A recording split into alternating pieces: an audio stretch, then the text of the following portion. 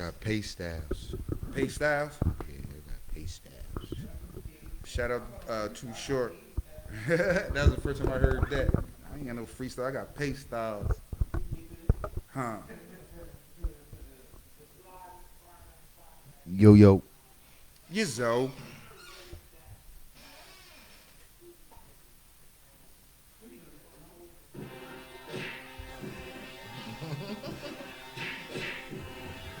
She said, what you doing that from home? That nigga in Dior. Yo, man, Sasua. Over in Punta Cana. Shit. Living his best life. Soak it up, bro. Jamming in Bucharest.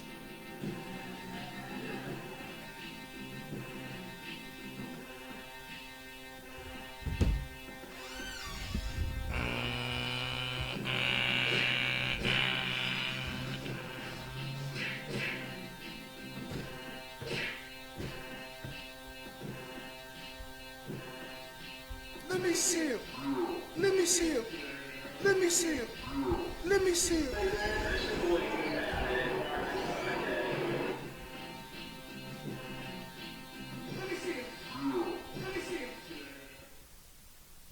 Yo, yo, yo, yo.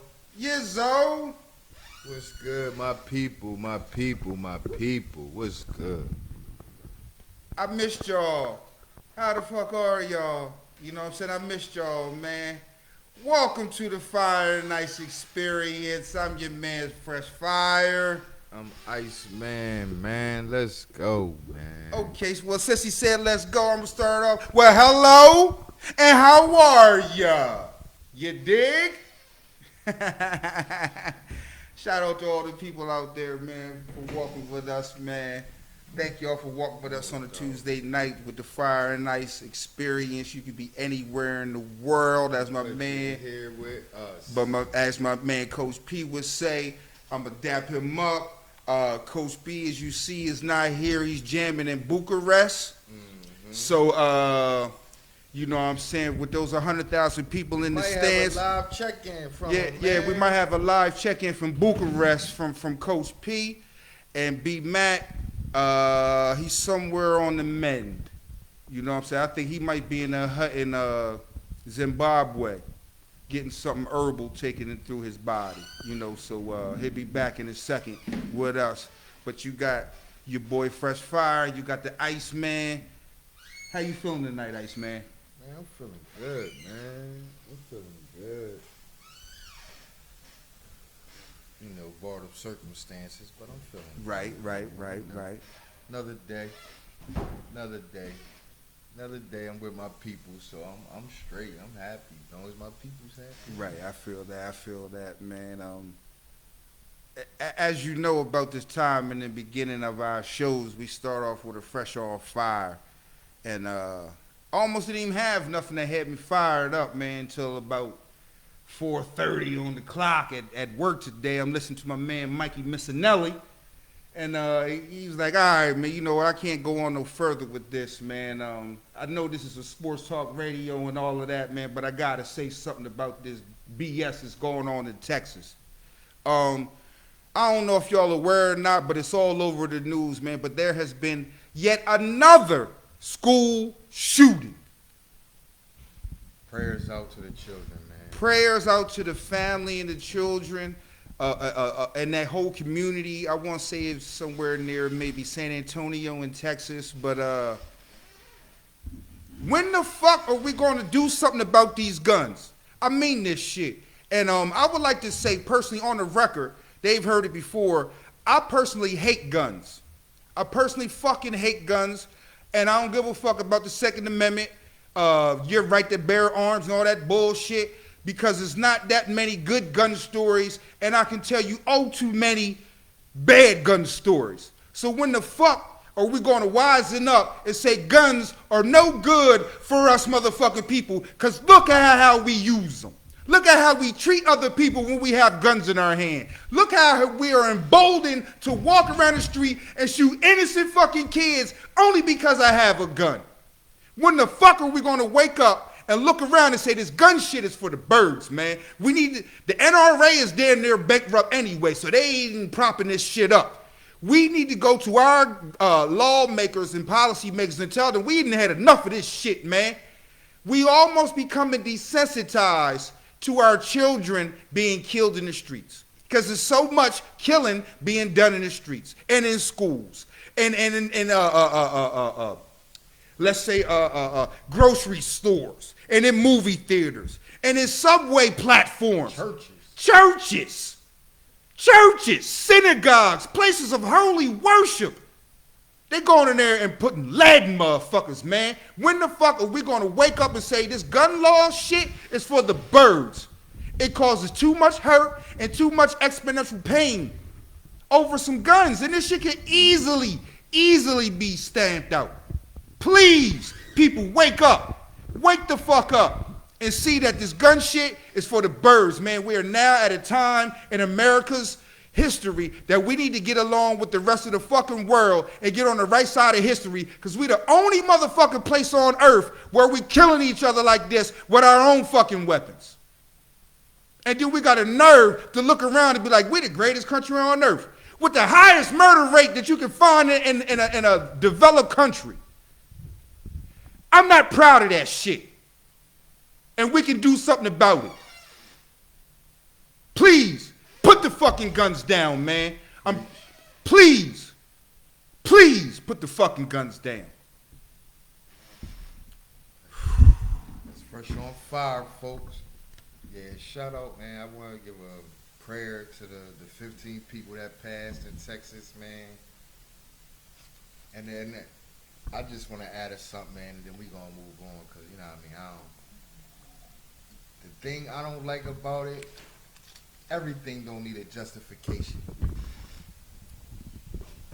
Like, don't justify that he was crazy, he had mental problems. I don't want to hear and such and such and such and such, man. Yeah, we know he was crazy. He killed 15 little kids. Yeah. We know that. You know what I'm saying? We know that. We don't need to know the backstory on why he was crazy and why he did what he did, man. Shout out Jakir Hill. We definitely don't need to know the backstory. At all. We don't need to know this motherfucker's Cub Scout troop. We don't need to know this motherfucker's 8th grade dinner dance partner. We don't need to know none of that shit. Really, I'm glad they shot his motherfucking ass, because I think every motherfucking mass shooter, they should not be able to make it to court. They should be bucked the fuck down wherever the fuck you did that bullshit at. Kill them motherfuckers, and we ain't gotta waste our good taxpayer money on some bullshit, because I'm pretty sure everybody that I know would like to see this motherfucker, people dead. See, that's the thing. When it's a white person, they always want to know the reason why. Has there ever been a good enough reason to shoot up a motherfucking school? But here we are. There's always going to be a reason why. That's the difference between black killings and white killings. You know what I'm saying? They never want to know why the black guy did what he did. But it's always, we want to know why. Why would he go in there and shoot 15 little kids? Because he's crazy. Because that's what he wanted to do. He killed his grandma and then went to the fucking place, and you know what I'm saying? And to make it even kicker, it's 10-year anniversary of Sandy Hook. 10-year anniversary. You know what they say, man. If you 2012. If you still think the same way that you did in 2012, in 2022, then you've wasted 10 years. America, we have wasted 10 motherfucking, well, more than that, but just bringing up what bro said, from Sandy Hook till now, we still had the same thoughts, the same movements, the same mentality about guns and gun laws and people shooting each other. Same mentality. Oh, it's okay. Oh, they got shot up in, oh, man, let's pray for them. Oh, they got shot up in, let's pray for them. Hey, man, that don't bring nobody the fuck back From all this motherfucking senseless, stupid ass killing motherfucker going to a school and shoot up all the motherfucking kids. For what? Oh, let's pray for him. It's too late for that bullshit. For real. It's too late for that. We need to do something right now proactively about all these motherfucking guns. Period. I don't give a fuck who hands they in. They shouldn't be in all these motherfucking people's hands because obviously they get it into too many of the wrong people's hands. Obviously. Go ahead, bro. Yeah, man, that's all I wanted to say about that, man. Ain't no need to talk and harp on that situation. It was a sad situation. It was sad, man, because they was little kids, elementary. You know what I mean? First, second, third grade. You know what I mean? But let's move on, man. Where we going now, man? That's enough of that. Enough of that topic. Enough of that junk, man. You know something I saw, man? I saw something, and I said, damn, that kind of rubbed me the wrong way, man. And I seen a couple other people said something about it, man. I know we touched on it, but I want to kind of bring it back, man. There's a gentleman, cause it was funny because I'm a fan of the show Atlanta. You're a fan as well, right? Yeah, that's and one of the very last episodes. You watched it? Yeah. The last one? No, well, the next to last episode, they had Kevin Samuels, posthumously, rest in peace him. Episode was the shit, wasn't it? Yes, it was, man. Yes, it was, man. And he said free to all black people. And yo, it had brought up something in my mind. It had brought up something in my mind. And it was like, if that would happen more in real life, what exactly, because I know there would be the backlash, but what exactly would the backlash be for? You feel what I'm saying? Because I seen it and I was like, damn, that happens all the time, you know, with different races, stuff like that. They say, oh, nah, this is just a Asian American scholarship, and this is just a farming scholarship. So this type of thing happens all the time. But it was funny. It's like, okay, well, I'm going to pay off the tuition of all the black people, all the black students. Mm-hmm. But then I thought about it. I was like, okay, well, what if this really happened in real life more often? What kind of backlash would you get?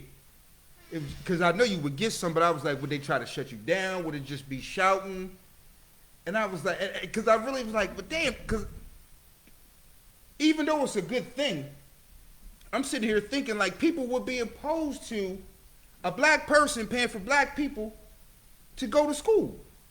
Even though there's been white people paying for white people to go to school, there's been Asian people to pay for Asian people to go to school, Latino people paying for Latino people to go to school. This here would have been looked at in such crazy ways. But I'm thinking like, would they actually go as far as to try to shut it down? Or would they just say, oh, that's not cool, and just, just maybe talk about it? They would, the only recourse they would have to say that's not cool. Because you can't tell whoever deciding to pay for those kids to go to college, you can't tell me what I can do with my money. True. So shut it down how? Tell me, no, you can't pay for them to go to college. What?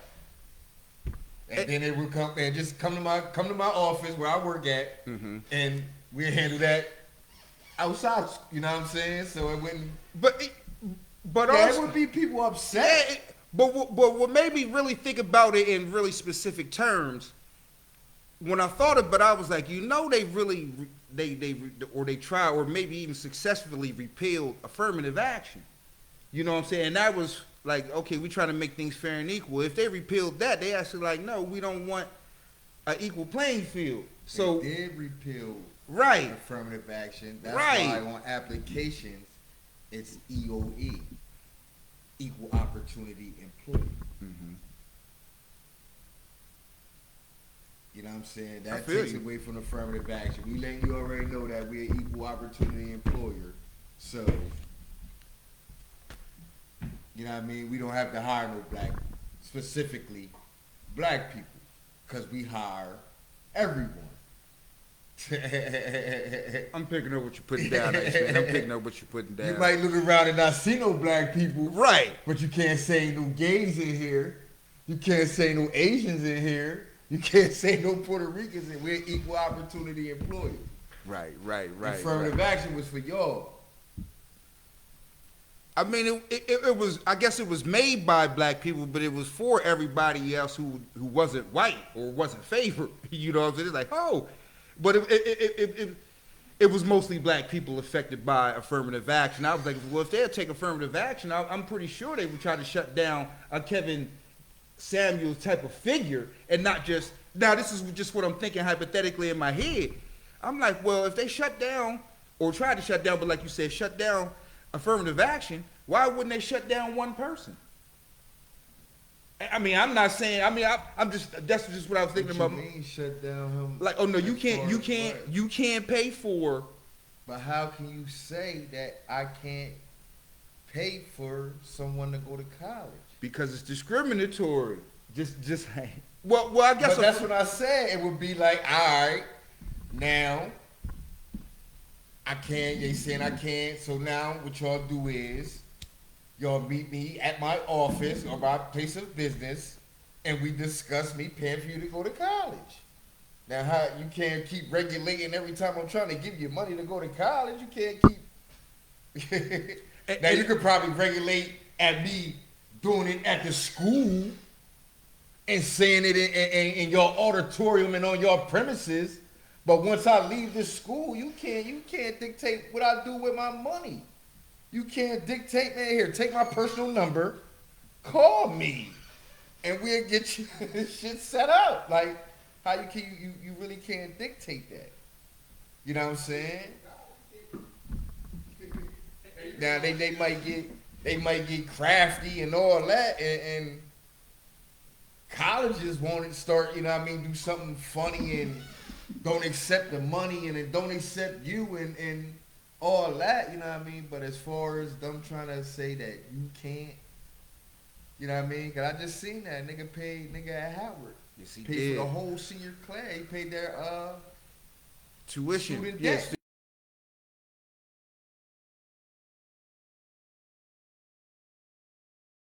The white people that was upset because they have student debt too. But you just don't go to Howard.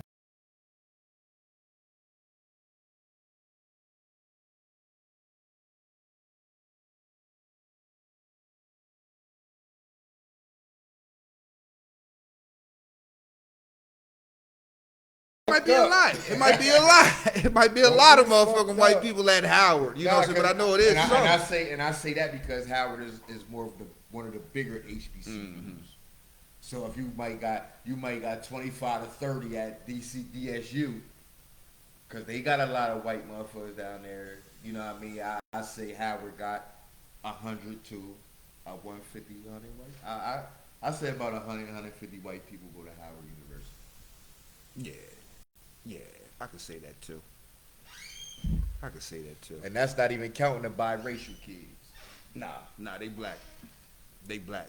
You know what I'm saying? unless you want to be like my man on an episode of Atlanta and not act like you black. Yo, that's a groundbreaking series, ain't it? Yo, man, shout out to Donald Glover, Stephen Glover, all them people, man. Glover, man. Yo, I'm not gonna lie, man. Hopefully one day, man, I want to make something that impactful, that insightful, you know what I'm saying, to the people, to bring to the people. Last episode? Terror.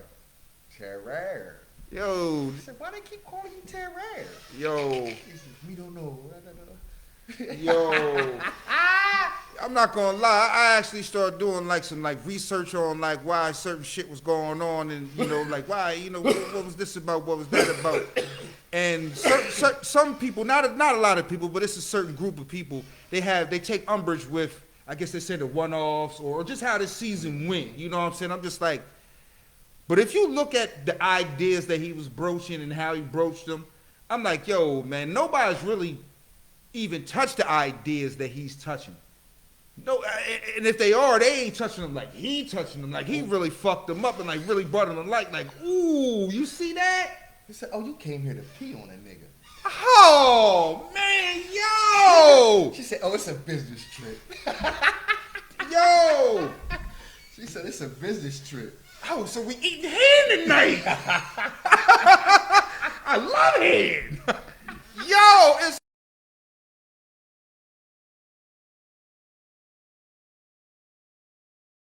really a thought-provoking series, man, and I can't tell nobody what to like and what not to like. You're gonna have your own opinion. But I will say this. Them motherfuckers over there doing something different with TV. They bringing ideas that, like I said, I haven't even seen TV broach these ideas, and they really fucking them up. They really sticking their feet in them. Yo, they really doing their thing on Atlanta, man. First season to this season, that shit has been innovative. Here's a fun fact you may not know. I bet you don't know that Cat Williams has an Emmy. But I bet you would think it was for one of his great stand-up comedy shows. Nope. Cat Williams did a guest appearance on the Atlanta series. And Alligator Man. Alligator Man. Yo, that's Man. one of the motherfucking... You know what?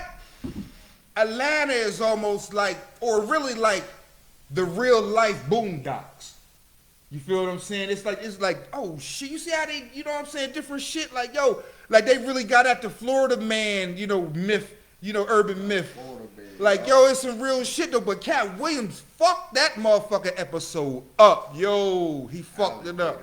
Alligator Man. Yo, he was only on the show once that I know of, and he won an Emmy off that one motherfucking performance.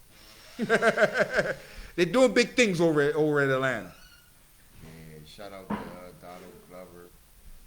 Shout out to the cast. Yeah. And you know what? I also want to say one more thing about the cast. It's I want people out there to understand that to be a respected artist, you're gonna push your boundaries.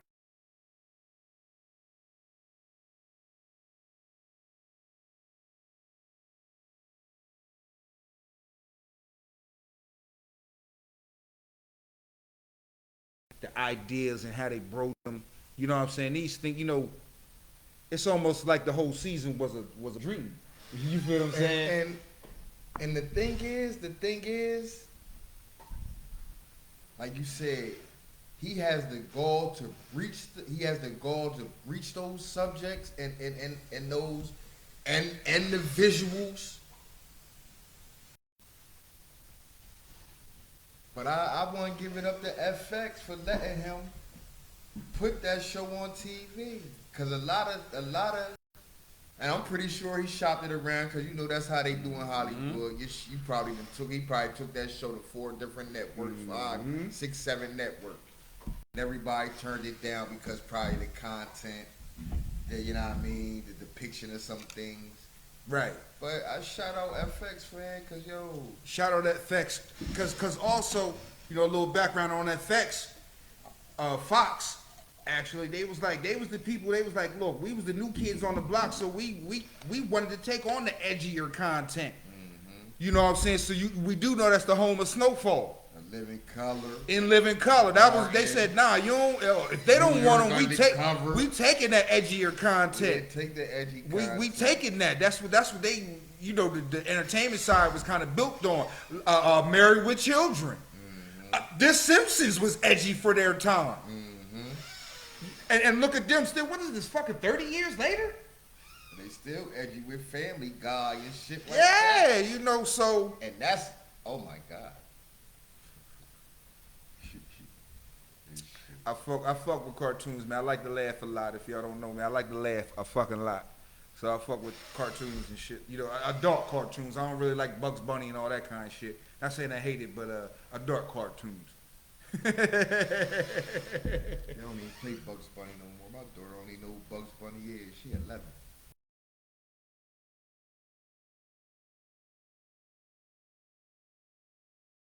And all the motherfucking whatever. Yo, did you know the SpongeBob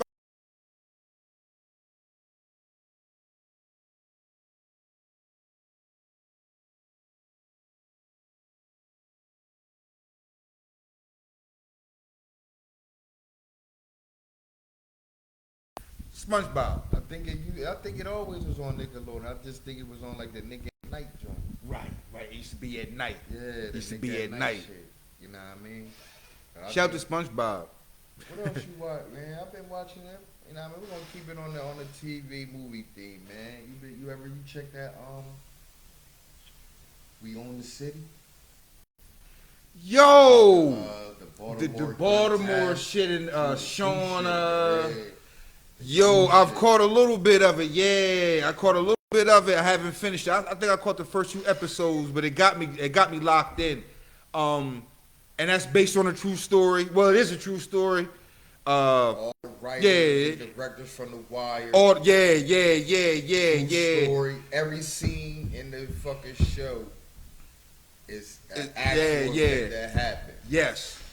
You know what I'm saying? It's real. It's some real shit, man. Hey, yo, shout out to Baltimore, man. I love Baltimore myself. If you got time, Check out We Own the City, check man. that shit. We Own the City.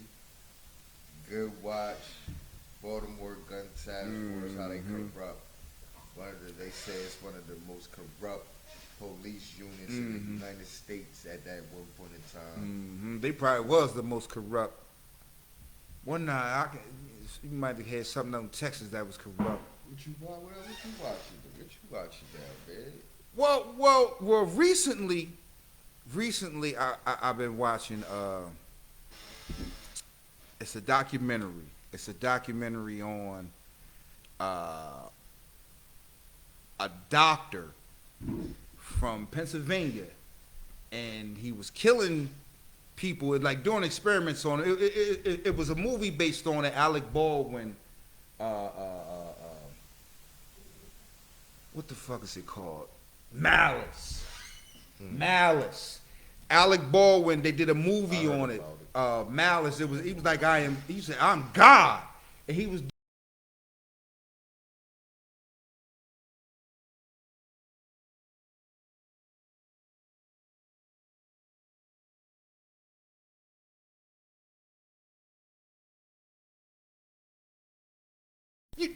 It's a documentary. I caught it on Netflix. I'm pretty sure you can probably catch it in a couple places.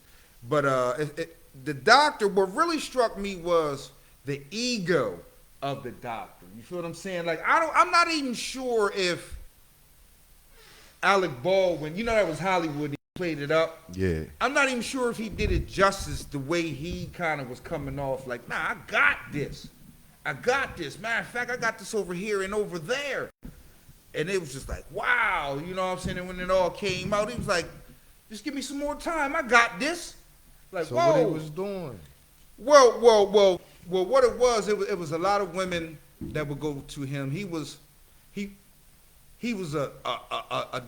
I guess you want to say disgraced OGBYN and family practice I see doctor. that in Philly. Yeah. Right, you know what I'm saying? And his license was taken and he just went somewhere else and was like, nah, I'm just keep on doing what I'm doing. Yeah. And he was just doing experiments like he would take a woman and probably give her an abortion and not even tell her. And keep the baby. The baby, you know what I'm saying, for whatever type of sick experiments he wanted to do or harvest parts. For experiments on his own. Like, I got this. Like, yo, hold up. That wasn't too long ago. It wasn't too long ago. Like you know what I'm saying? Right. Because I remember it being on the news, Yeah. and then when I seen the documentary, I was like, talk wow, about it, I remember this guy. And the thing is, he was like a genius, but he just had an ego so inflated. And it was like, wow, that was the thing that really stuck out to me. His ego was so inflated, like, no, I got this. Just give me some more time. I got this. Dude, you done killed, I don't even have so many. No. I got this. I told you, who else is going to fix it but me? Motherfucker, you're the one fucked it up. Yeah, so who's going to fix it but me? And it just was fascinating to me, like, you just don't even, your ego.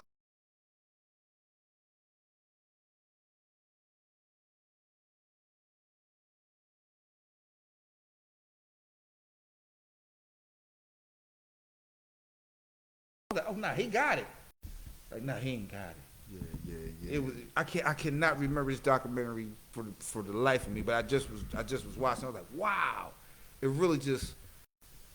it was really shocking. Like, wow, this dude is really thinking he can really save almost the world. You know what I'm saying? Like, wow, this is really real shit. So I was like, it was fascinating to me, man. That was I cannot remember the motherfucking documentary, but it's on Netflix. And but the movie that was made about it was called Malice, and Alec Baldwin was in it. This documentary's name fails me though. It escapes me, but it was a good documentary, and it just shows you how people, what you think about yourself goes a long fucking way. You know what I'm saying? To some things that might go on in your life. That shit was fascinating, man. So what you checking out, Ice Man? Man, I've been watching this shit. 61st Street. Okay, I would It's say about- Courtney Vance. No, not Courtney Vance. Yeah, Courtney Vance, yeah. yeah.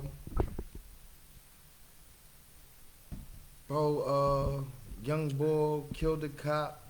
You know what I mean? They was 30 cops shot set. You know what I mean? They killed a cop. He on trial. It's interesting out in Chicago. It's a nice little drama. You know what I'm saying? Nice little put together. You know what I mean? It was decent. It's decent. You know what I mean? As it's going along. You know what I'm saying? Little twists and turns and all that. You know what I mean? And I've been checking out The Offer.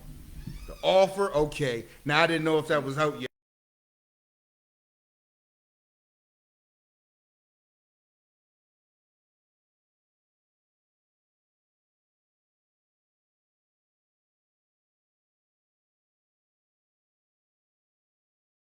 Nah, it's certain shit you can't. You know, you better not show. And Now I haven't seen this yet, but it's definitely on my list to see. Now, was there a guy in there? His last name was Russo. it ain't show all that. It Okay. come on every. It come, it's It's a series. every Okay, week show. got you. All right, it's a It series. ain't one of the ones where they drop all the episodes. It Okay. come on every week. You know what I'm Okay. saying? So far it looked like, cause it's like some mob shit.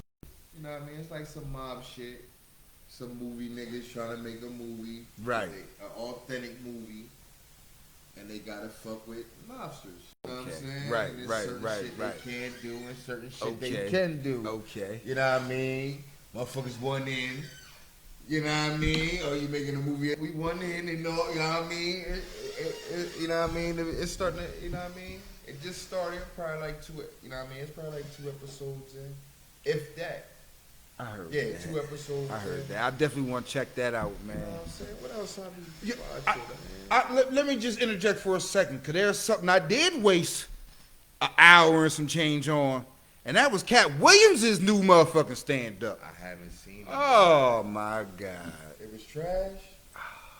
I don't usually even call out people like that, man, but the day that it dropped, I remember it was last Tuesday. You know what I'm saying? I said, all right, well, fuck it, I ain't got shit to do. Let me go ahead and watch this. Wifey at work. I watched it. I said, man, this is some bullshit.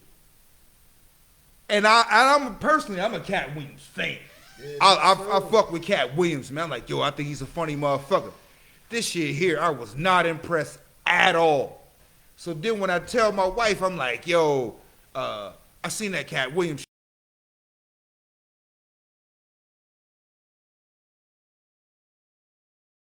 fucking day. She was like, man, my husband told me this Cat Williams shit is not funny at all. And I'm like,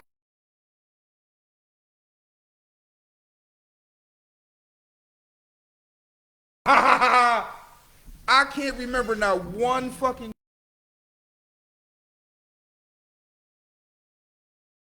Cat Williams. This is Cat Williams. This is Cat motherfucking Williams, man. This is Money Mike. And he didn't say shit to me that was funny, man. I was like, nah, man, this is just drawing on too long, man. So I watched that, and if you asking me, I ain't trying to, give anybody an opinion, but I'm giving that a thumbs down on Cat Williams. Man, check it out. I don't want to see it, but I'm gonna go ahead and watch it. Now that you said it sucked, I'll take your opinion, but I'll watch it. Yeah, but that's what I mean. Cause I that was one of the reasons why I said, well, I fuck with it. I'm gonna watch it all the way through. And I was like, damn, I can't remember that motherfucking joke. I was like, damn, man, this was definitely a fail on Cat Williams' behalf, man. I was like, man, so I don't know, man. Don't watch that. Well, I ain't gonna say don't watch it. You watch it at your own peril, but I didn't like check, it. that Winning Time shit out. Oh man, hey yo, if y'all don't know me by now, I'm a huge Dr. J fan. Huge, humongous, colossal Dr. J fan. I'm not gonna lie. If they just showed the 2 episodes with just Dr. J in them, they had me. But I'm not gonna lie, man. That's one of the best shows I've seen in a long time. I think the guy who playing Jerry West, I don't give a fuck if it's inflated or not. I think he should be nominated for something. That motherfucker is, yo! Jerry West is a motherfucker on there, man. Yo! Magic do his motherfucker thing. Norm Nixon's son. What? Nah, motherfucker. Nah. The hit back on. The hit back on, bro. Yo! Hey, yo, hold on, man. How ill is this? How ill is this, man?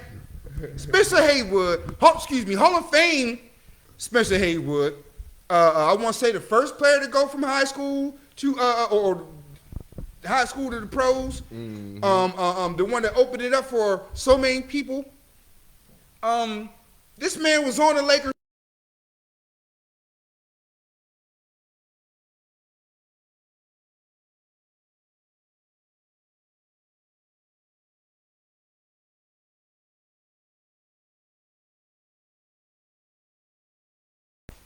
He said the hit's still on. The hit's still on. Yo, how?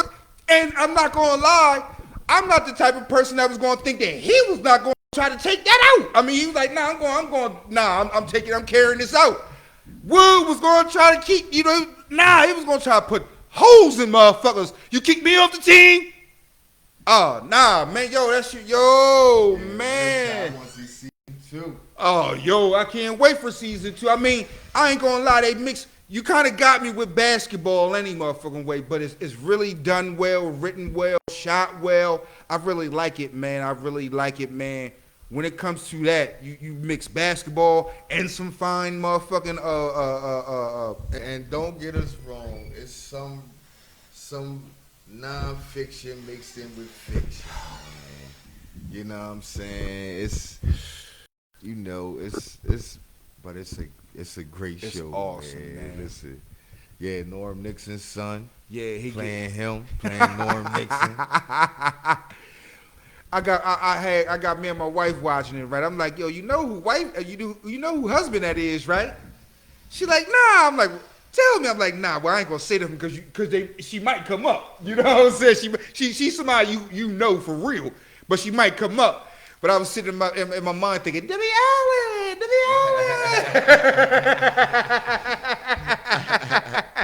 It ain't even had a baby Kobe in it. No, that's what I'm saying. It's so real. I mean, to think about that, Kobe Bryant's dad, Kobe. Joe Jellybean Bryant, played for the San Diego Clippers, and that was the first game of Magic's career. And it was like, yeah, he's in the stands. Like, how real is this, man? That's not really a coincidence. You feel what I'm saying? It's not really a coincidence. That shit like that, like when they say the stars be aligned, that's really a star alignment, motherfucker. Like, yo, I'm supposed to be a part of this shit here, man. Little Kobe in the crowd. Little Kobe in the crowd, motherfucker. Little Bean. Infant Kobe. Little Bean. He probably would have got you a 15 points that night if he'd have passed him the ball. Or at least put up 15 shots. He might have made no points, but he'd have shot the ball 15 times. That's for damn sure.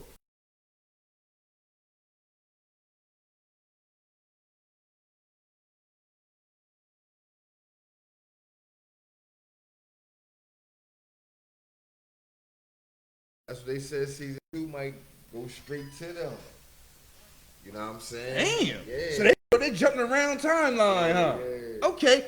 Now, that would be genius to do that like that. You know what I'm saying? Now, one thing I did see here is, though, I did see my man Dr. J doing other dunks and doing different shit like that in different uniforms. And I was like, I didn't see that in season 1. So that might be.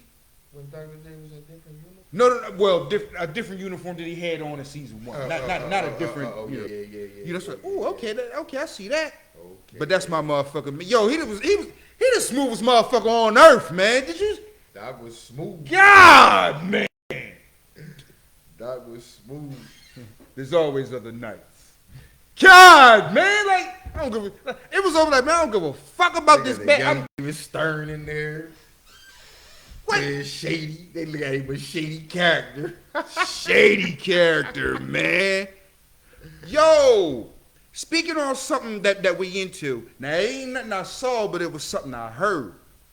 Now, this was a podcast of a 30 for 30 of the Donald Sterling shit.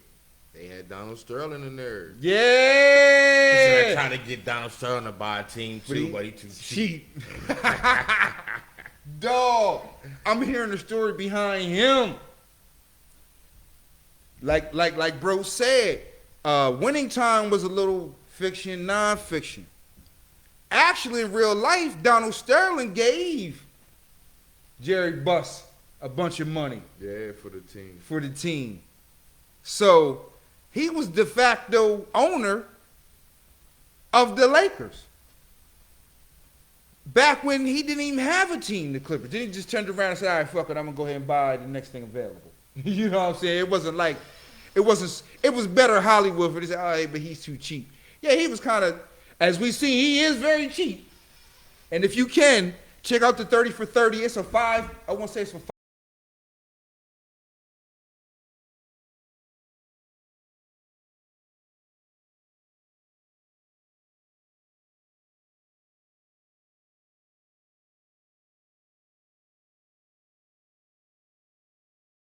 Participant in all this. She's down from the word go. And one thing I want to say to the people that I didn't know and I know now, and it makes a lot of difference. People say, oh man, I don't want nobody taping me, and then it might, my private conversations, and then it come public, and then something like that. He knew he was being taped. Let me say that again, y'all. He knew he was being taped at all, any and all times.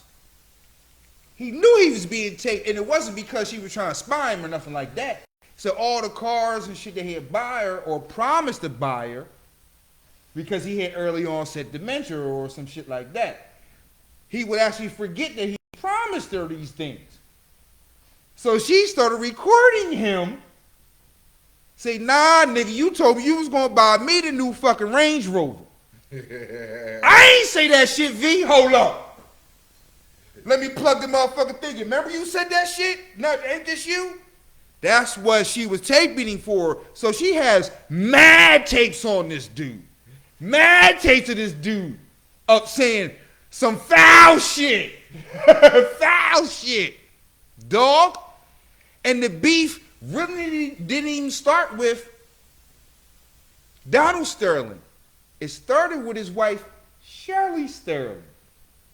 Because V. Stiviano like, nah, I'm great on this team.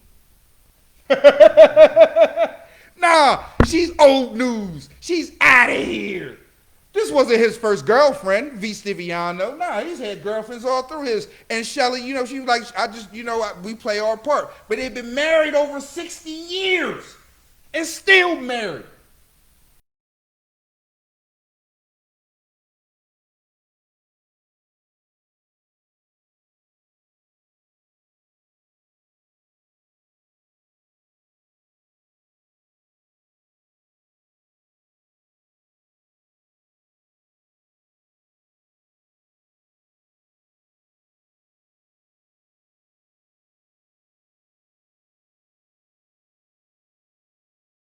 Houses.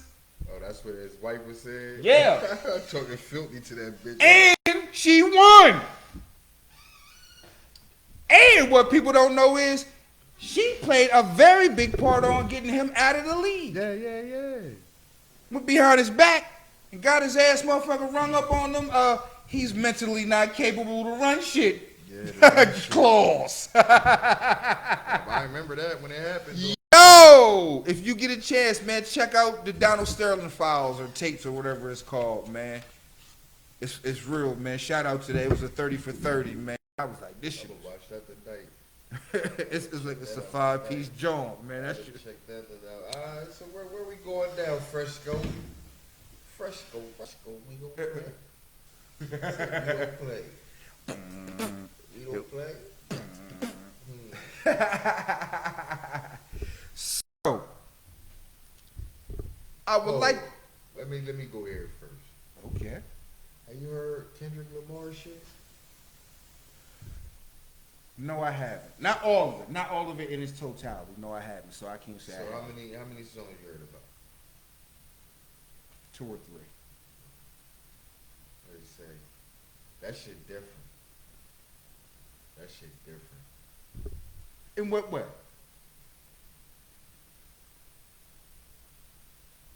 I seen, and I'm saying I hate taking from other people, but I respect that. You know what I mean? Shout out to Joe Budden. But Joe Budden said some shit that I agree with Kendrick on his album. With him about Kendrick on his album. What's that? Kendrick too smart for his own good. You know what? That may be fair. That may be fair. That's a fair assessment. That's a fair assessment. That's a fair assessment. Cause the things he rapped about on his album, his last on TDE, he independent now. Mm-hmm. So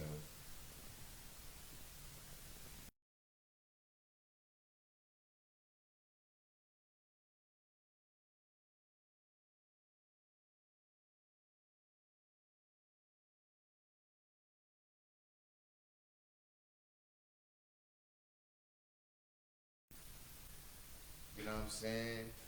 It's What was it like? He educating you about whatever he talking about. Okay. You know what I'm saying? It's like, dang, you know what I mean? It was raps. Mm-hmm. The flows, he hit you with 20 different flows. But every song was like, yo, you can listen to every song, and by the end of the song, you learn whatever he was talking about, whatever that song about, you know something about that subject. True. You preaching to the choir. That is a very knowledgeable, informative, rapping ass motherfucker. You know what I'm saying? I mean, amongst other things, but yes, he is definitely one of the most informative, knowledgeable, rapping ass motherfuckers out there. He is. And what Joe Butters meant by that, when he said that, it was like, yo, everybody know Kendrick can rap. They consider me top 3, top 1, top 2 in the era right now. Okay. That's fair. That's definitely fair. What he said, he was like, the way he's rapping, he's gonna have to do more than rap now. That's just why. Why is that? Why would he? Because it was like he was analyzing, like, yo, when you drop this album, you know what I'm saying, and the stuff and how you related and all that, they gonna want more from you than rapping. I never even thought about that. You know what I'm saying? He's like, they might not even want to hear you rap no more. Now, why is that? I mean, because they want to hear you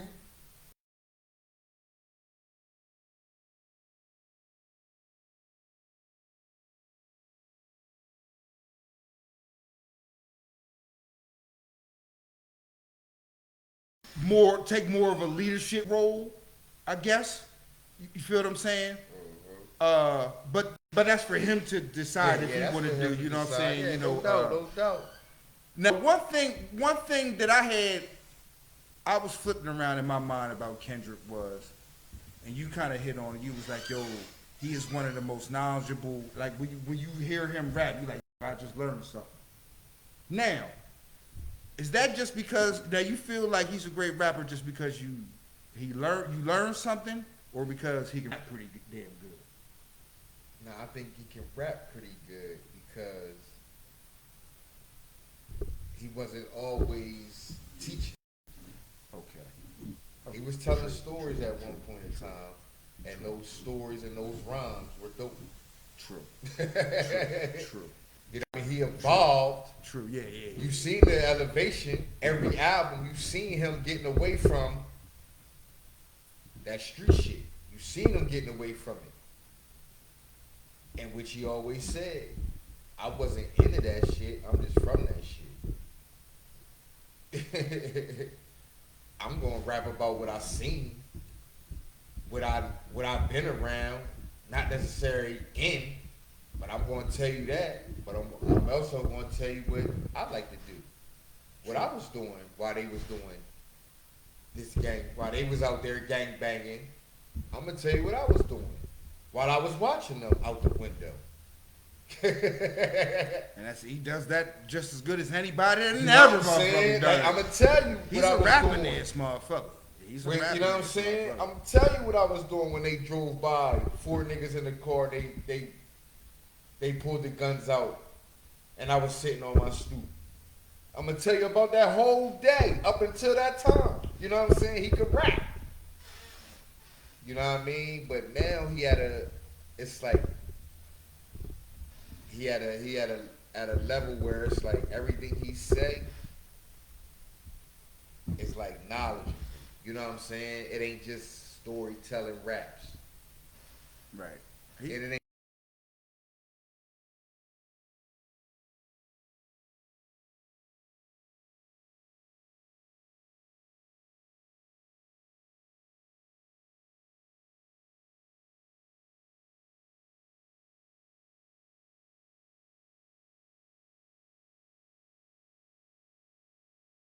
To Iceman, but I have my own thoughts on it. But I was thinking, I was like, a lot of people be saying the lyrics. I ain't saying that was what you was just saying. You said, nah, he's a rapping ass motherfucker and he burst some shit. But a lot of people just say the lyrics. I was like, but I can remember y'all wasn't this hype on X Clan. You feel what I'm saying? I can remember y'all wasn't this hype on Coup. You know what I'm saying? You wasn't as hype on these people who was dropping all these lyrics, telling you to, you know what I'm saying, do shit like that. You like, you was kind of cool. Not saying you, but people was cool on that shit. Now, it's like, nah, but Kendrick dropping that shit. I'm like, it's been people dropping this shit a long time, but you only felt certain people.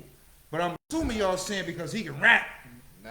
Or what you saying because I've heard people say it's because of lyrics. I don't know. I'm speaking for everyone out there. You know what I'm saying? It's when you watch someone grow. Now if he came into the game doing what he's doing now, I don't think he would have been as successful.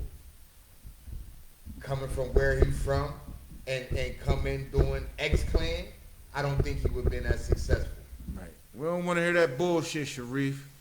But until as you building up and motherfuckers, you telling your story as you going, you know what I'm saying? You letting niggas know, I'm not that guy. I'm not the gangbanger. I just hang. They my cousins, my uncles, my dad, my mom, you know what I'm saying? Right. I just was raised in that. So when I do start talking that other, it's not far-fetched. right. Because I told you, and y'all watched me grow. I gave y'all what y'all wanted to hear. I gave it to y'all, and I gave it to you at a high level. Yeah. I see that as a difference. You know what I'm saying? If you come in kicking knowledge, it might be hard. You right about that. You know what I'm saying? That it is a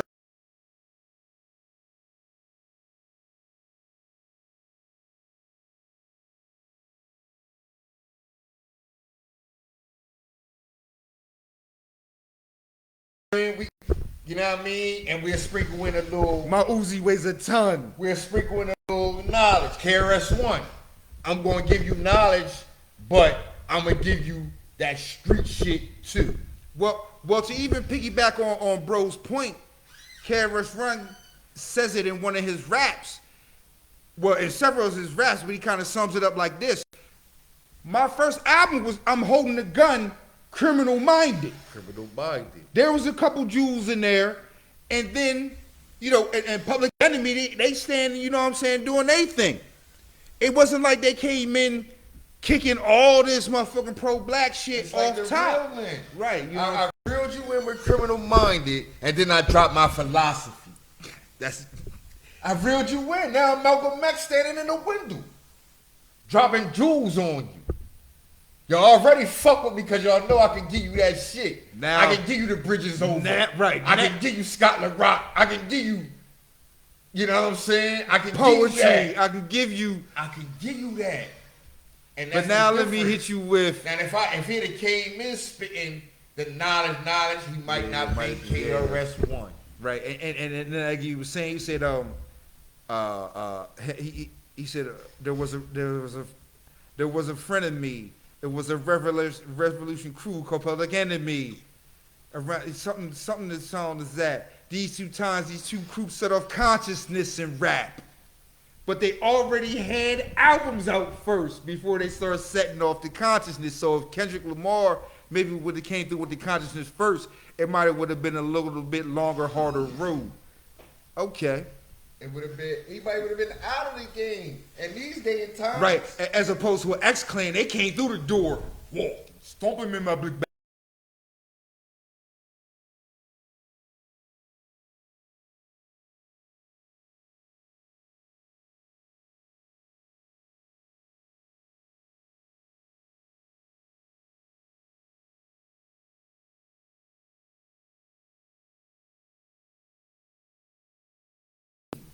I wasn't like that. I wasn't with that shit.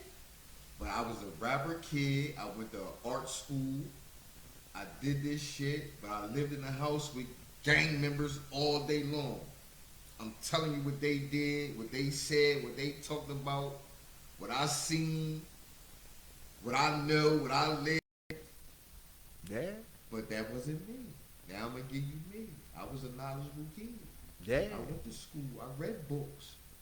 I know about such and such and this street shit. Mm-hmm. But I couldn't come in giving you that. I couldn't. Niggas wouldn't have felt it. It's 2010. It came in 2000 something. You read about that? You couldn't. 2000 something. I don't know. Man. And that's what I'm saying, Who's brother. doing it now besides him and Cole? And I ain't even saying they doing it on like a Public Enemy. They just You doing know- it on some old regular conscious shit. Right. On some regular moral shit. Like, yo, on some regular, I'm morally a man. This is how I'm made. right. This is how you morally supposed to move. It ain't really no Black Power shit. Right. It's like, yo, this is morally how you supposed to move. Don't Right. do no fuck shit. Right, as opposed to all the other fuck shit you hear. Yeah, you all like, the fuck shit you hear, nah, just Right. do some regular shit. Right. They're It, the only ones giving it to you like yeah, that. it is room for some regular shit. It is room for that, and they telling you, in grand fashion, it's room for some regular shit You to know be a what I'm regular saying? dude. I'm not saying they the only ones. Don't get me wrong out there. Nah, they not. Don't get me wrong out there. They not the only ones. It's a lot of rappers. But as far as mainstream, A-list stars, they are the only two that are giving you knowledgeable bars. Off the top of And my it's head, that's who I'm thinking about is Cole and Kendrick. Hey, yo, just a short thing, And man. I can tell you for a fact, I know Cole. Know what background, know what kind of roots he sprout from. And all he rap, that's him. His raps right now are him. You know what I'm saying? Y'all caught a glimpse on him with the called me up all night. You know what I'm saying? That's him. All that other shit, that's not him. But that's what got him in the door. Mm-hmm. Signed to J. That's what get me in the door.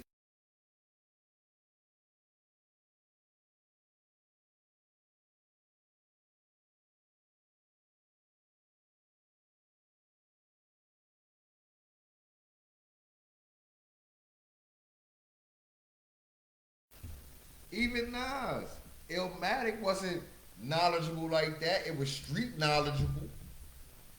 Illmatic was street knowledgeable. It wasn't I can. You know, it wasn't I can. But as got on, Right. you know what I mean? He got more. Alright, I'm gonna rap how I wanna rap. Right. But I'm gonna sprinkle in what y'all want. I fuck with I can too, man. It was a time down at boot camp that I actually got some of the people we could say that.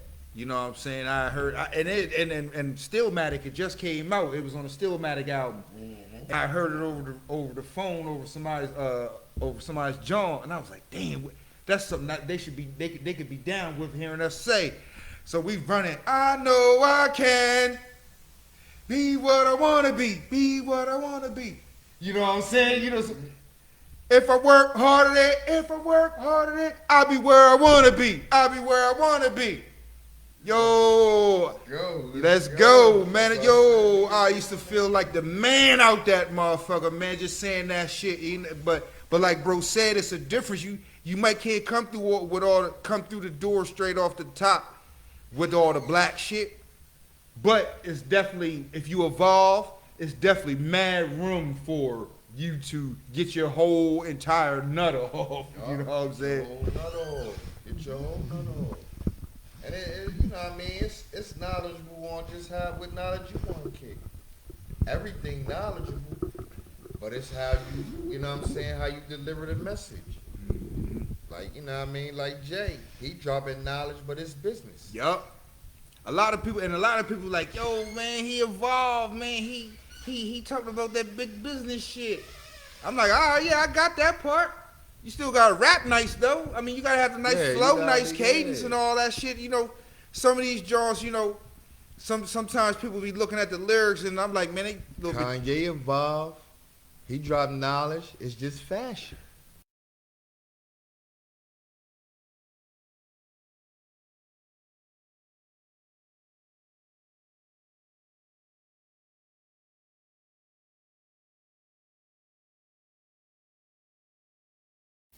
We dropped all that, you know what I mean? Travis Scott. That's right, man. That's why I'm coming up here. This is how crazy these niggas is.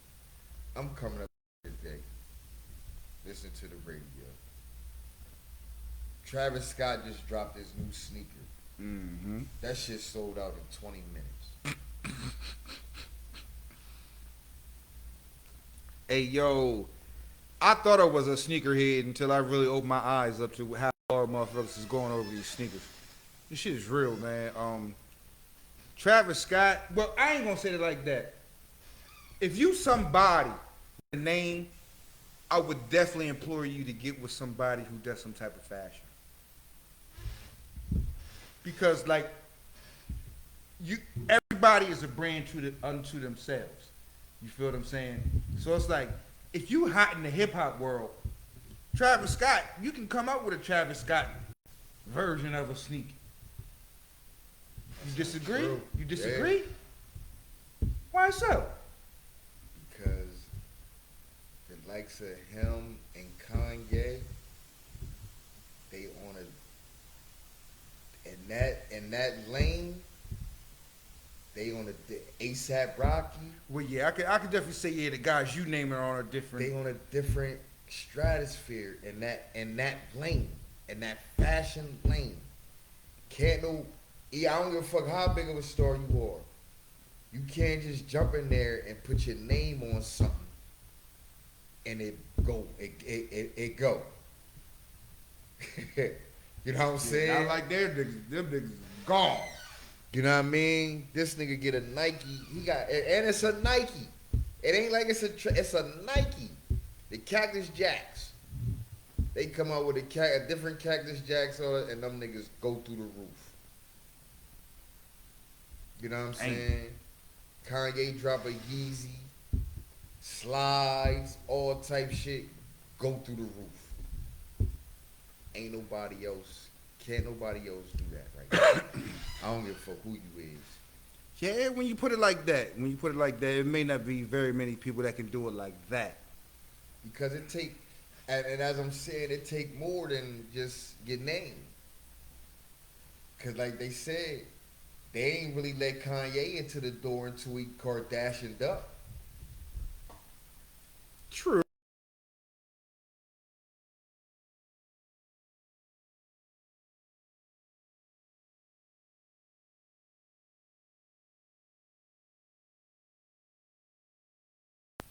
Until we start dashing up, and motherfuckers like, all right,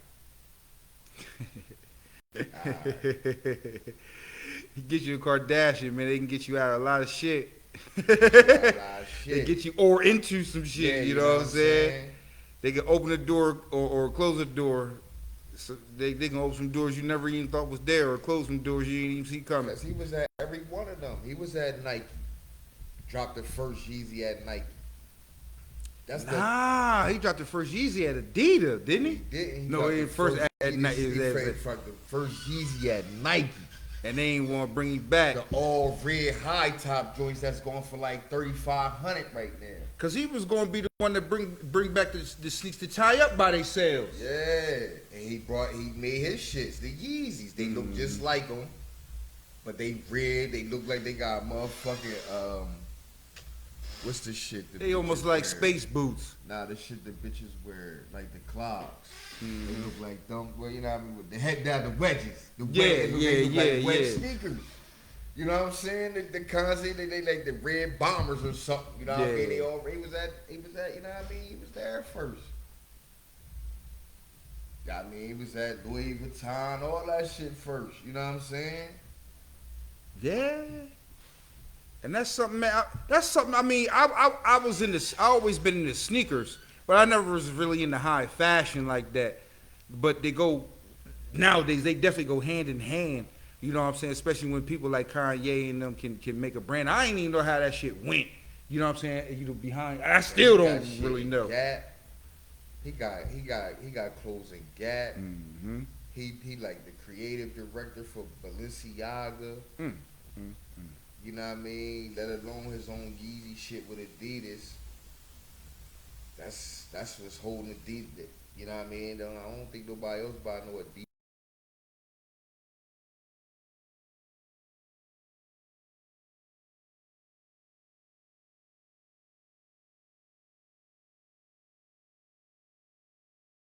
That's it. Balenciaga, which he the creative director of, just partnered with Adidas. So they got Balenciaga Adidas clothes. You know what I'm saying? Sports gear. You know he has something to do with that. Cause I'm with Adidas with the Yeezy. You know what I mean? Like that it'll be hard for another nigga to jump in that game. You know what I'm saying? To get you know what I'm saying? To make your own sneaker and thrive and do all that. Now Travis Scott, he don't got his own sneaker. Nah. See what they do is they'll drop a Jordan, a funny color Jordan or something, and put his logo on it and say these the Cactus Jacks. You know what I mean? Could drop a crazy brown. Something that a color they been having that niggas never wore. Right. We're gonna get this inventory off. Re-rock. We're gonna get this inventory out of here. This re-rock. Throw these Cactus Jacks on them. This re-rock. Get all this inventory out of here. These Dookie Brown. This re-rock. Dookie Brown Air Ones. Now they the Cactus Jacks now. Like what? They was just Dookie Brown. You know what I'm saying? Now they Cactus Jack now. What are you talking about? Like, oh, okay, yeah. Here, take my 30. Here, take my 3,500. Oh shit, you know. You know what I'm saying? They getting away with something, man.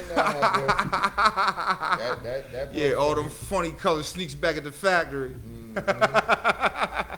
Just rebrand and re-rocking. You're just gonna re-rock them. You know what I'm saying? Rebrand them. Say they the Michigans.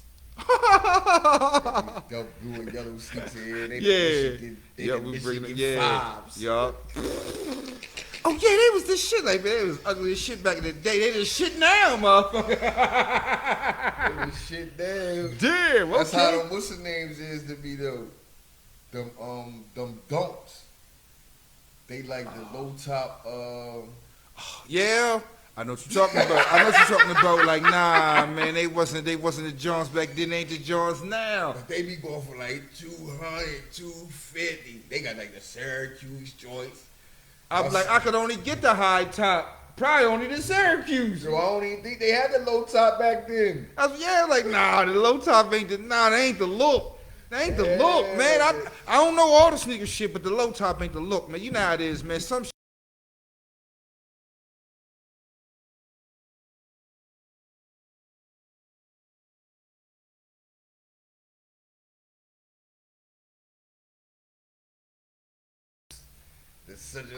Y'all got that. Y'all got that for real. I'm cool. I'm cool Carolina on that. SB. I'm cool on that. White low I'm top. cool. I'm cool on that, man. I'm cool on that, man. I just be liking what I like, but it's some very exclusive, expensive sneakers out here, man. Mm-hmm. I can't front on them, man. If you gonna buy them, man, you know that they gonna sell them, shit. Yeah.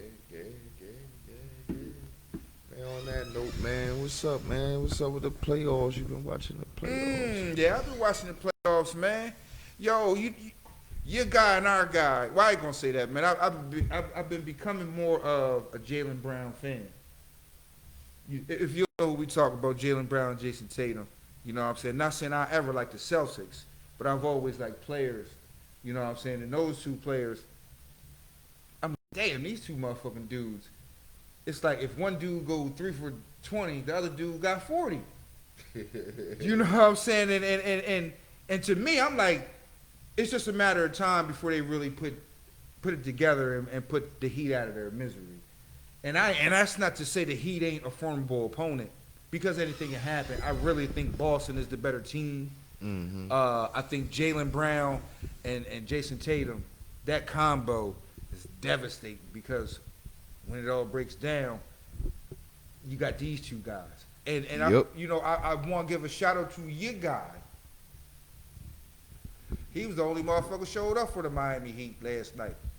Or 2 nights, what, last night? Oladipo. Yeah, Oladipo. Oh my God! I mean, Miami Heat was the #1 seed. I mean, it's still 2-2, so it ain't really nothing to really clamor about. But if you're looking at how the Heat play and how Boston play, you be like, man, it look like Boston gonna be a team that can put 2 games together a little bit easier than the Heat can. That's all I'm saying. And somebody call Bam Adebayo and let him know the playoffs is going on. Thank you. They shooting too many threes, and that's the thing. That's the thing. The same thing that's happening with Dallas is happening with Miami.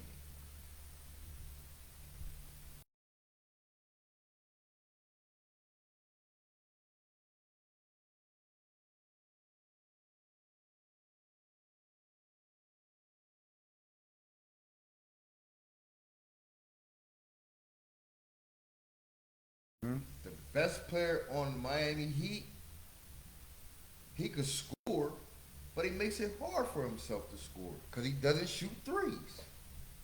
Mm. And the people that are shooting the threes are not reliable guys. True that. True indeed. You know what I'm saying? They not reliable. Lowry, you know what I mean? Tyler Herro, he's streaky. He you know what I mean? He can make, but he's streaky.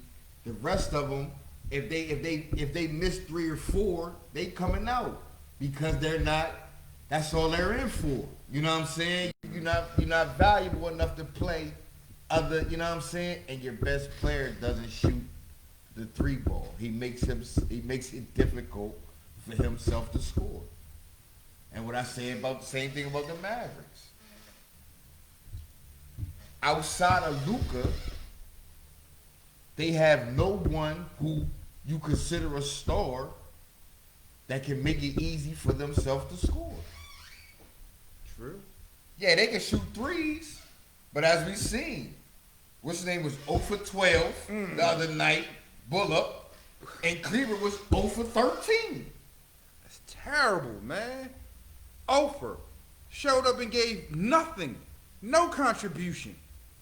I mean, I think I'm good for a rebound, putback, or I'm going to get fouled or something, man. Nothing? Nothing. You play professional ball and started the game. Reggie Bullock played damn near 40 minutes. Nothing. 0. And New York City cream cheese bagel, as the Meister would say. You know what I'm saying? You gotta have your best player in today's game.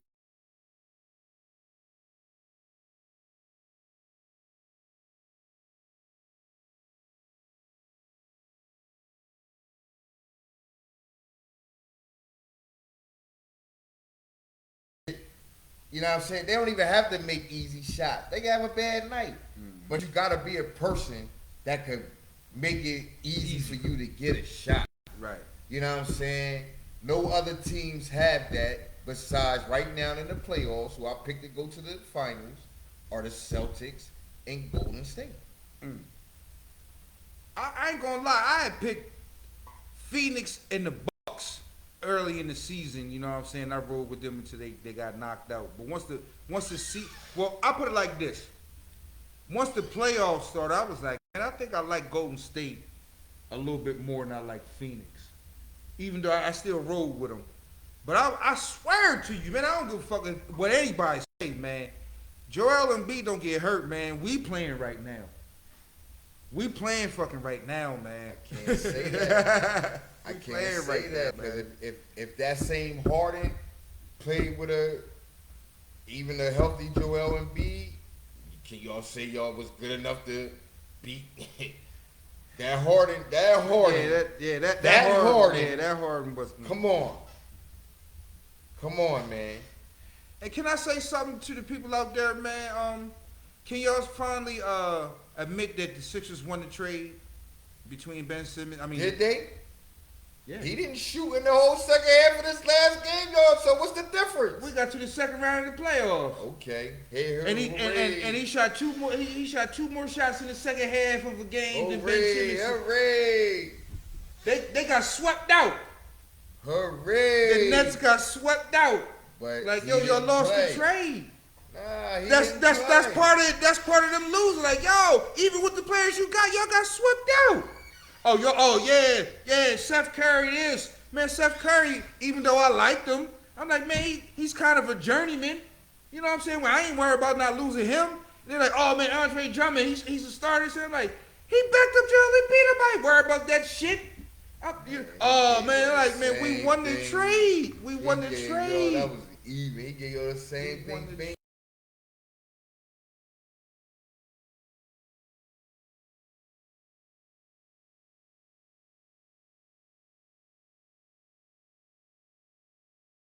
With the trade, y'all, that trade was supposed to propel y'all to should still be playing. That's for damn sure. Yeah. Yes.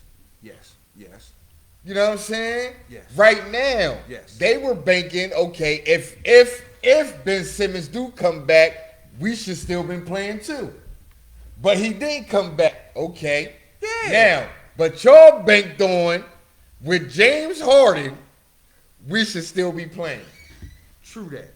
Our ceiling was higher and our expectations was greater with what we got.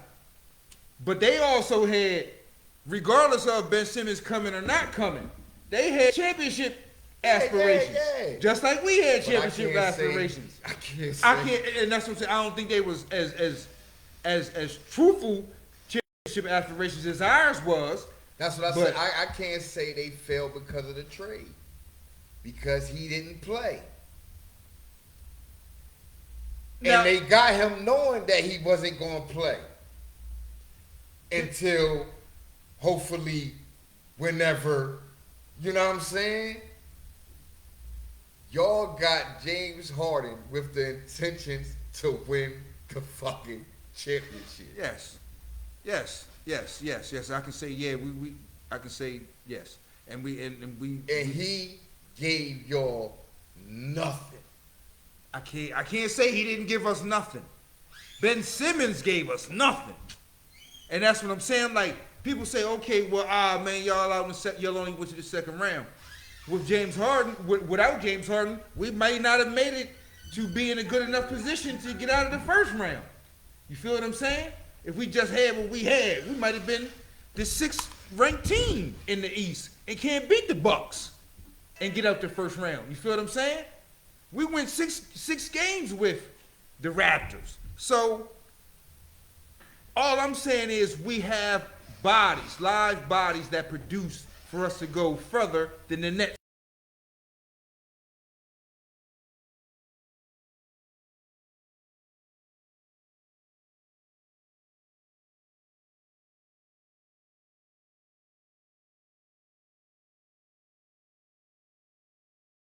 It's like we thought we was gonna get a guy, we didn't get a guy, and even without the guy, we had expectations of going at least as far as y'all thought y'all was gonna go, and got swept out with the players. And that's what Andre Drummond, he's a nice backup on our squad. I ain't fretting over him getting traded. Oh, Seth Curry. Yeah, he seemed like he was a nice fit in Philly. But we getting James Harden. I'm taking James Harden every day of the week over Seth Curry. I am. You feel what I'm saying? So I'm like, I don't know wherever we got to, we got live bodies.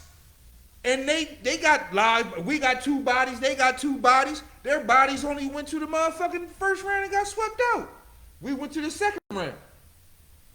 We won the trade. Hey, man, I guess, man. Yo, I say we leaving.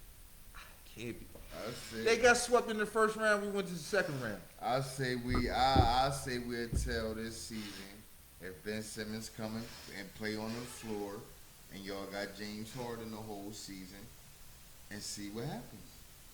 Who won the trade? We'll see.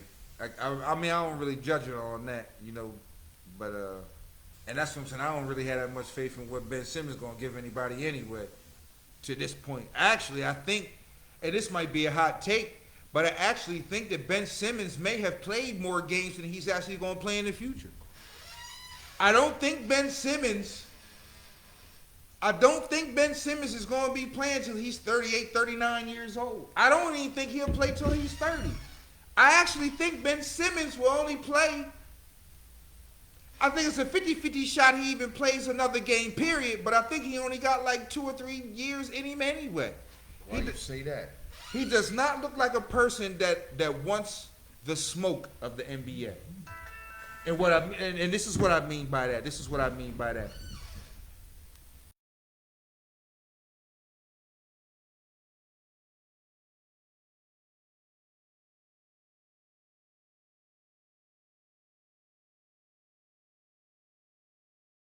You know, or a lot of people you know in any walks of life, when they hear criticisms, a lot of times they take a look at them. You know what I'm saying? So they don't just say, nah, I'll never just do X, Y, Z. These motherfuckers is bugging. At some point, you take a look at, if everybody's saying it, you take a look at it.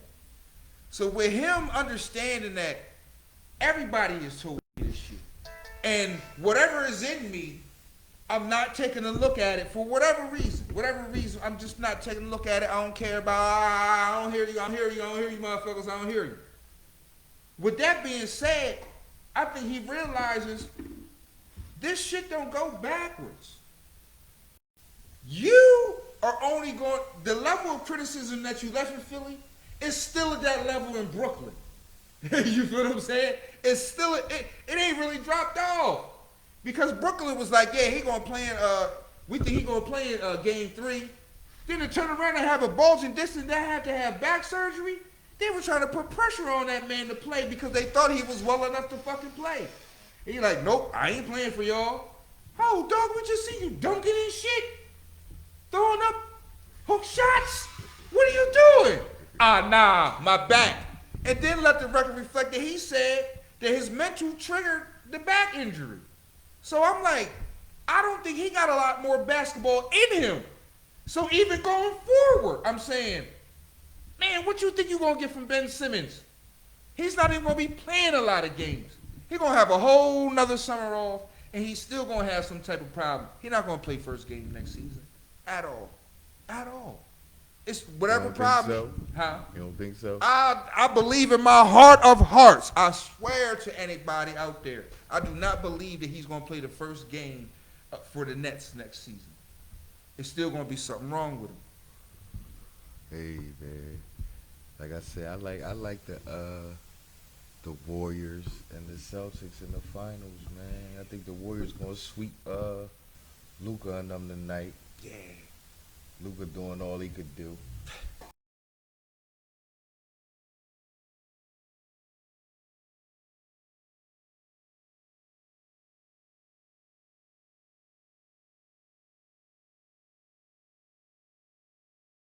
To me, man, a lot of people say, okay, well, this style of basketball, over another one, is more favorable. But Luka Doncic is playing the style of basketball that everybody loves other people for. He's just not winning the same games that, you know what I'm saying? Like, well, he's putting up 40 points. It ain't him. All right, cool, no problem.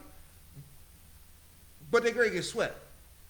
He's got something to do with that. Not saying he's a big part or whatever. He's got something to do with your team grade get swept out of the playoffs.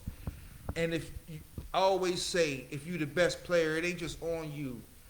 It ain't got nothing to do with niggas shooting over 25. Two niggas. That part is fucking fair as a motherfucker. Like, I have no defense. And I already said it earlier. Like, you brought nothing to the table. I got you brought nothing to do with that. You know what I'm saying? You brought nothing to the table. But we winning some of these games. Possibly he could win some of these games. That's what I said. We have been winning. We've been up in some of these games, and then motherfuckers just go crazy. We start missing. Not me. But you motherfuckers start missing like crazy. Obviously, they been missing the whole. Nah, they'll go up in the first, man. Listen. Oh yeah, they'll go up and then they get walked down. They'll start missing. He'll still be doing his thing. It's not him. He doing all he could do. Well, that's what said them niggas. I give you this. I give him 5%. Now I give him 10% because his defense sucks, and they pick on him. You know what I'm saying? They pick on him. That's definitely. But he makes up for it. Oh, y'all want to pick on me? I'm going to pick on all of you niggas and put up 45 on you niggas. Now, all I need is a couple of you niggas to hit some buckets, and we could, you know what I'm saying? It'd be a game, but you niggas is shooting dimwitty.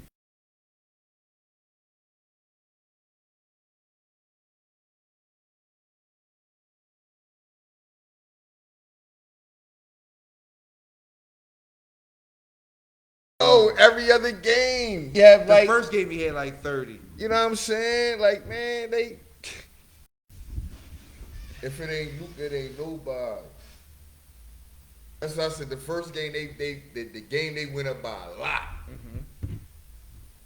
I'm watching this shit. That nigga Dorian Finney, he 3 for 3 from the 3-point line. Mm-hmm. 9 points. He in the game with 10 points. 3 for 10. So the whole second half, you missed 7 of your 3. You went 3 for 3. Now you 3 for 10. Come on. They might have made an adjustment on Dorian Finney-Smith. Come on. They might have made an adjustment. They might have shaded the defense. Like, come on, man. You know what I mean? Like, I'm out here. Listen, I'm doing all I could do, but play defense. You know what I'm saying? What a thing, and this was something I was having. I jumped into conversation with this on Facebook. It was in the group, and I was like, at some point, don't get me wrong, man. Winning has to count at some point. Winning, like I said, I ain't crushing Luka. No, I'm not crushing. Jump shooting team with others. Got you. I got that. You don't got the Jason Tatums, the Jaylen Browns that could jump shoot, the Klay Thompson. I got that. Y'all jump shooting team with dudes. That's why y'all was the 6th seed who just happened to make it to the finals. Right. So really, they shouldn't even be there. Yes. Right. They shouldn't even be there. So they're not. So they actually, and this is what I'm saying. I'm like, winning and losing counts for something. Oh, it ain't Luka's fault. The team isn't that good. Well, the team is good. Right, they but play I'm saying, off good. Right. But they're not that good. Right, you know what I'm saying? They not right. I'm like, but Luka's on that team. Yeah. So that's what I'm saying. I'm like, I can't just totally absolve him because Luka's on that team because it was somebody said something about in baseball about Mike Trout. You know, they put up his stats and all of that. I was like, man, all that to go to the playoffs once. You know what I'm saying? Have one whole fucking hit in the playoffs.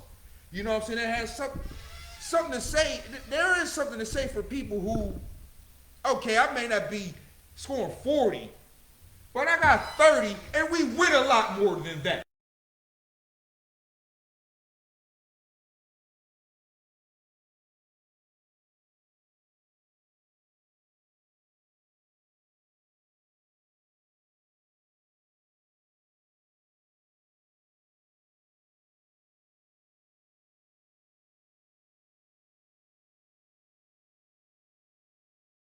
Got y'all to the 6th seed during the season. Right.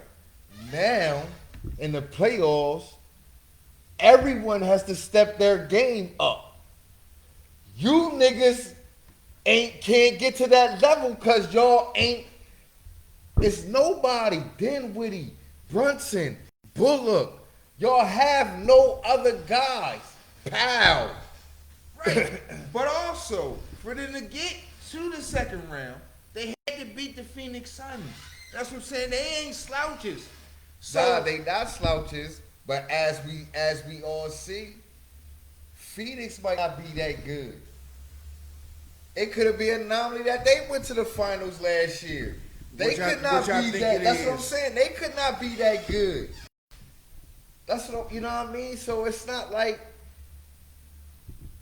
you know what I mean. This year was crazy anyway. Is Memphis that good? Is Memphis the number 2 seed in the West? Are they that good? Was Phoenix the number 1 team in the West? Are they that? You know what I'm saying? Were they 62 game winners? That better than every? You know what I'm saying? That in the record, but you know we watch the games and see like when you look at, they don't got, if it ain't Devin Booker. Your other star is a 2-point shooter, and your other players who shoot threes are unreliable 3-point shooters. dig this here to speak on Phoenix and the other players. DeAndre Ayton. I heard there's friction between DeAndre Ayton and Coach of the Year Monty Williams. They say Monty Williams say he's not focused. That's why he don't be playing him. But he says that y'all be forgetting about me or y'all don't be using me right. Like, I'm just be out there. You know, so it's crazy that you say that they might not be that good. Monty Williams got them to 62 wins to 62 wins. But it's like, okay, well, how good is DeAndre Ayton really? Now, I'm like, I think he's pretty good. But he actually, Monty Williams to tell you, I think you quit.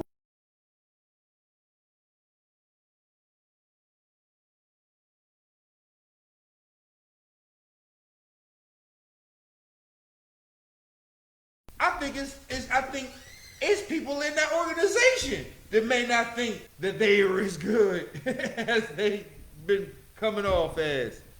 Like, dude, you just an other. And you know what I'm saying? I said that to my nephew. He was like, yo, I like Devin Booker. I'm like, yeah, all right. He's not that good, though. Because before Chris Paul, he was a loser. I said, yo, he put 72 points up in the game and lost. Lost. Like, yo, before Chris Paul got there, he was a loser. You couldn't really say that about none of them young niggas that came in around the time he came in. Tatum, Jaylen Brown, Jamal Murray. They all came in winning. Going to the playoffs and going deep in the playoffs. They came in winning. Donovan Mitchell. They came in winning. Or at least contributed to winning teams. Right, you came in losing. Yeah, your first playoffs was last year.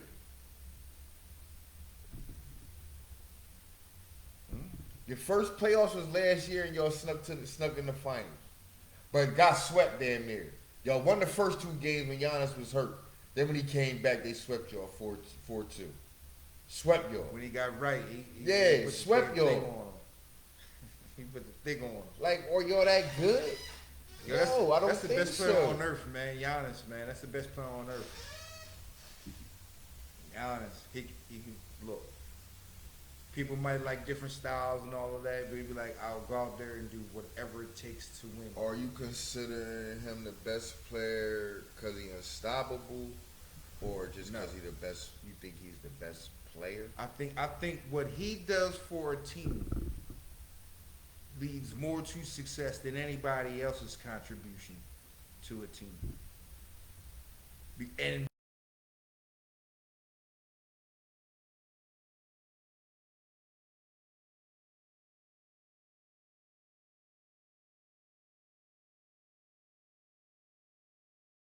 this and that, I'm like, all right, cool, no problem. But people will say, well, KD is better than Giannis. I say, well, why do you think that? Oh, because he's a better scorer. All right, but he's a better nothing else than him. And he scores at a pretty high clip himself, which you just totally gloss over.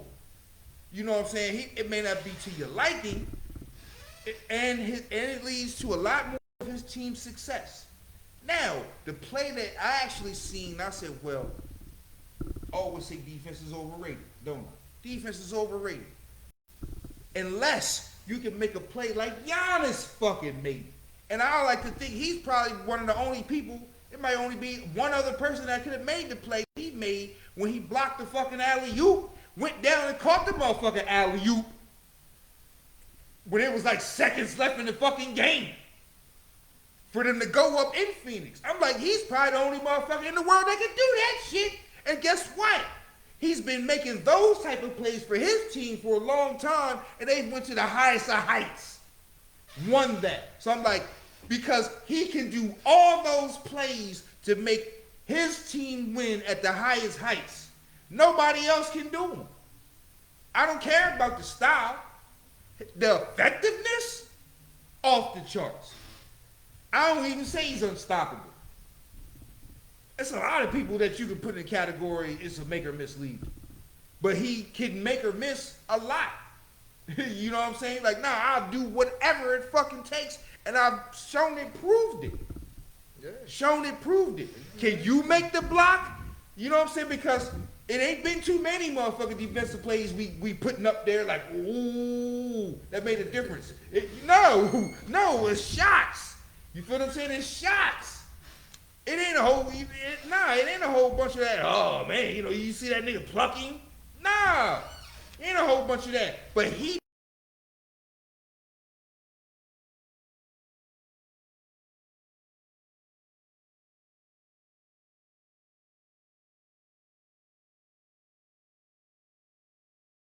made that fucking play.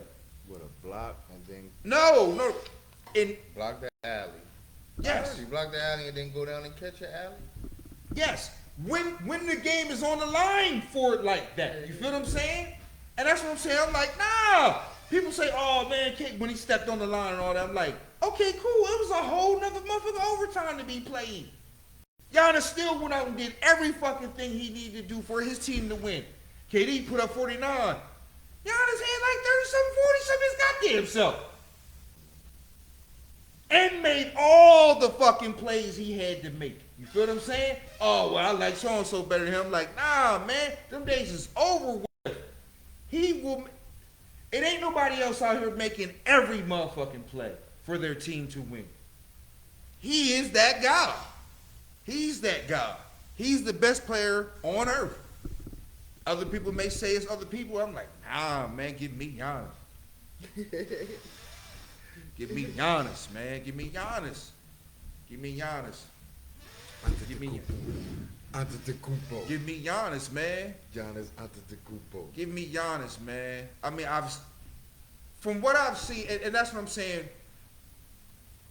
all the defense is, I ain't gonna say it's off the charts. No.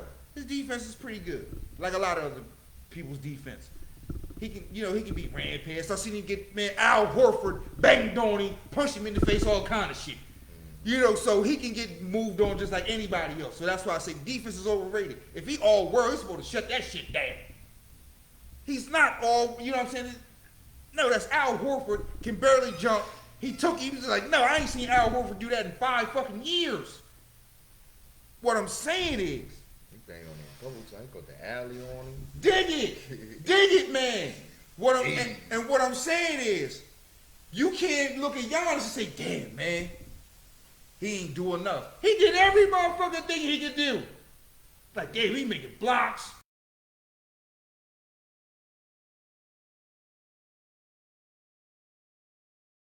You got a team that was right before them with somebody they said that was, quote unquote, the best player on earth. So let me ask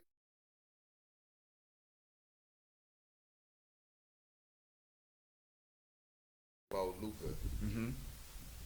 Do you blame Giannis for their losses? Somewhat. You on the team now? I don't blame How him. would you blame him for their losses if you just said he out there doing everything that he could do? Obviously, someone else is not doing everything they could do.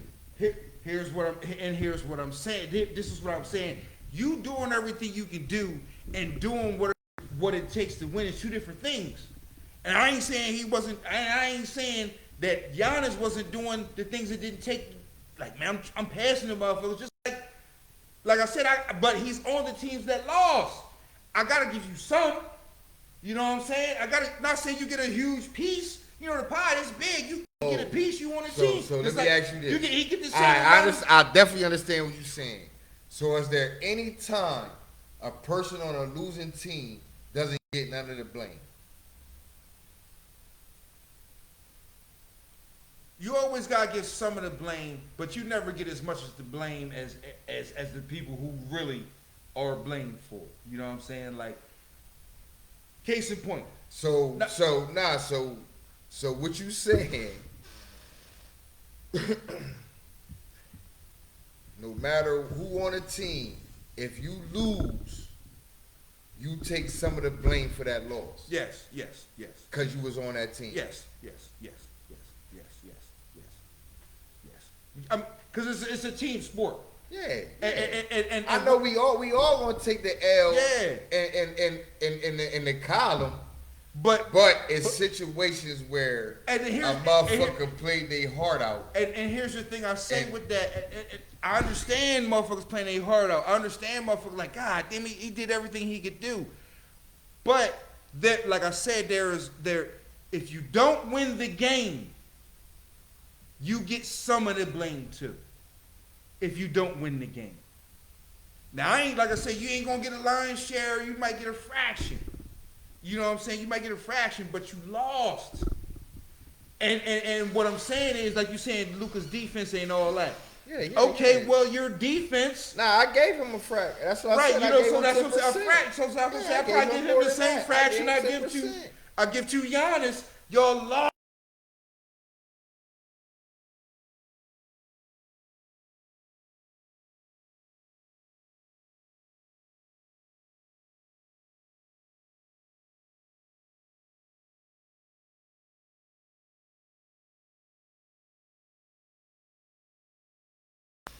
In all sports, because it could be some things that football. I'm on a team, but I don't play defense at all, and I got us up 28 points, and y'all gave up 28 points. Y'all gave up. It's nothing that now we did what we needed to do to win. The defense didn't do so. It's not a percentage. What's the percentage that? We scored points. We did what we were supposed to do when we were on the floor, on the field. But see, y'all didn't. So how we get the blame? That's what I'm saying. How they get the blame? All right. Just like you said in football, you said if you was up 28 points, you still get the ball. So if you ain't score every time you got the ball, you ain't do 100% your job. That's what I'm saying. So even though if you got the ball 6 times. You scored 5 fucking times. 5 times. Other time, you threw the ball, tipped up in there, it was a pick. Just happened to be a pick 6. Like, Or that's something different. Or, that's something different because you gave up a point. Or That's the blame right there. You gave up a point. you just scored 5 out of 6 times. Yeah. But the defense went up gave up 6 out of 6 times. You're like, damn, I did everything I could do. They did everything they could do too, and they won. So how the fuck you don't get a fraction of the losing? You're like, damn, I could have scored a little bit more. It's obvious I can't play defense. But if we don't score more than them, then the offense, that's got something to do with the offense.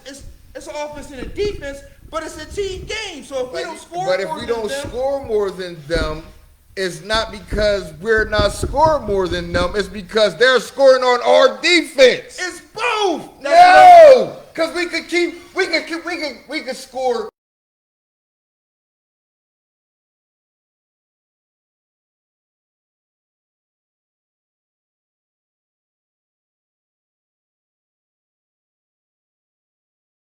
Stop them. We're scored. Every time they score, we come down and score. Then they go score. Stop them. Eventually, a defense is going to have to stop somebody. You can't blame none of the offenses. But how do they win unless they didn't stop you? You feel what I'm saying? Now, if you don't score, that's that's what I'm saying. How does someone win? There hasn't been a game played where nobody has not scored on a possession. There hasn't been a game played. You feel what I'm saying? Now, you might go down but there hasn't been like, okay, everybody who's got the ball, they've scored. And even with that, you're like, okay, well, you score a field goal, they score touchdowns. You should have scored a touchdown.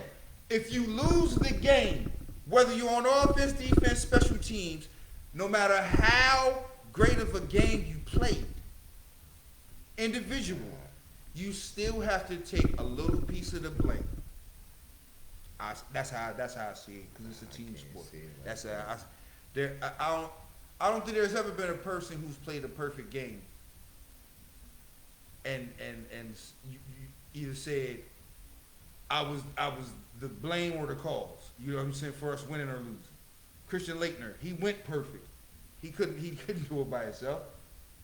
You know what I'm saying? And they almost lost when they played Kentucky. So I'm like, if they'd have lost, he was like, man, I did everything I could possibly do. Nah, bruh, you should have stopped Jamal Mashburn one more time. You feel what I'm saying? Like, I just went perfect. But if they'd have lost, I had to give him some blame. I had to give him some blame. We seen that game. Yeah, that's what I'm saying. But that's why I said,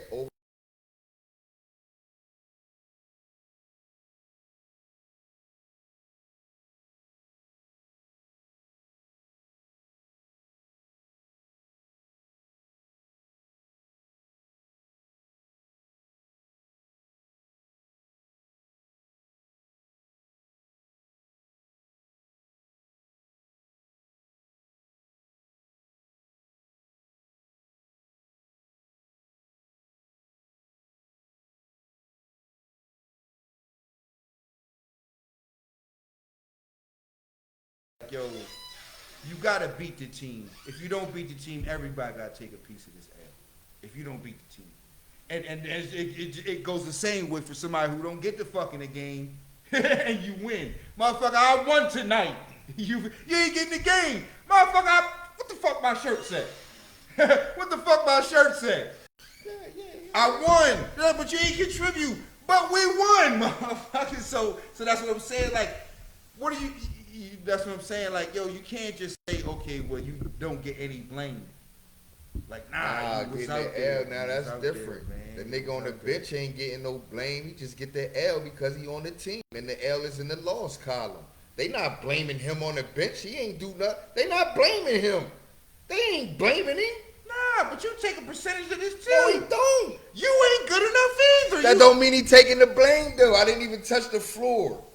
That's not blame. You wasn't good enough to touch the floor in the loss. So that's why we lost? You take a little bit of percentage of the loss. So the reason why we lost because I'm not good enough to touch the floor. You play for the team. But the reason why we lost is because I'm not good enough to get on the floor. Are you for real? That's part of it. That's part of it. Are you for real? That's why we lost? If you was good enough to get on the floor and be good enough to beat him, you'd be out there. But that's what I'm saying. Like, that's part of it. That's part of it. Listen, I'm gonna take the L because I'm on the team. Listen, nigga, man, you can't say nothing about the game and put me involved with it. You can't say nothing I did wrong to change the outcome of that game, even though I'm not good enough to get in the game. That's not no reason to. Are you serious, Fresh? Man, hold on, man. You said the nigga not good enough to get in the game, so he take a part of the L because he not good enough. What I'm saying is,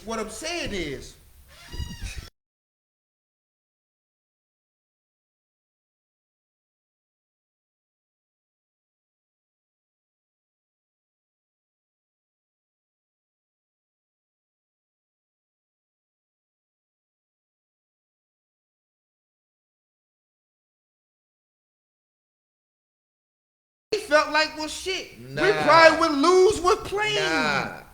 Nah, I feel what you saying, but you can't say it's my fault that we lost.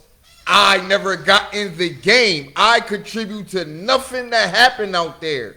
It's not my fault.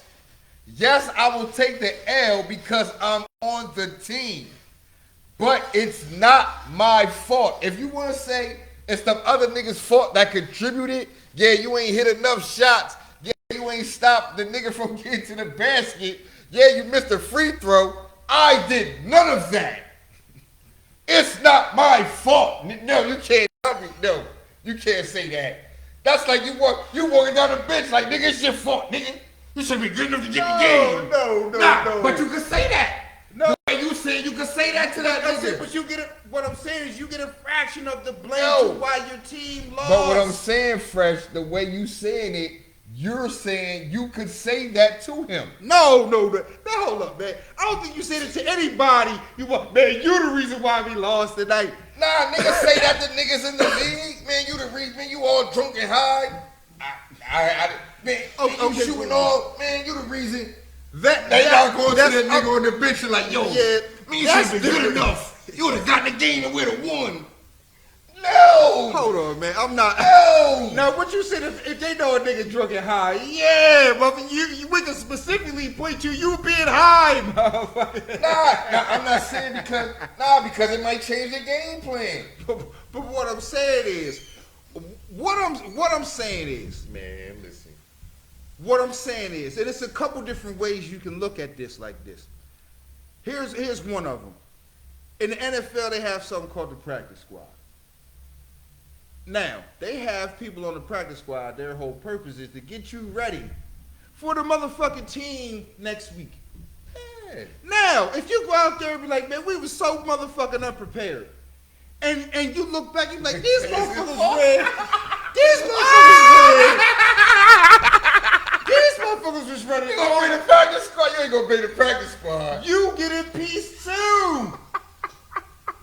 In basketball, if you have all motherfucking players, like, yo, man, you show up to practice, you're just not fucking good enough. You don't get in peace though if you're in the practice squad.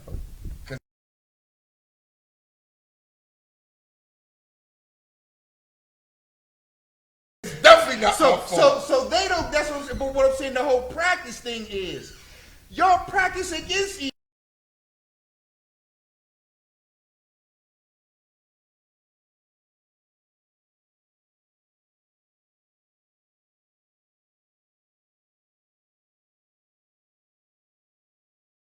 Your fucking fault. You holding up a roster spot. You might be the best we can get or whatever, and you're not fucking good enough. The people on the field wasn't good enough, and the people who couldn't make it on the field really ain't good enough.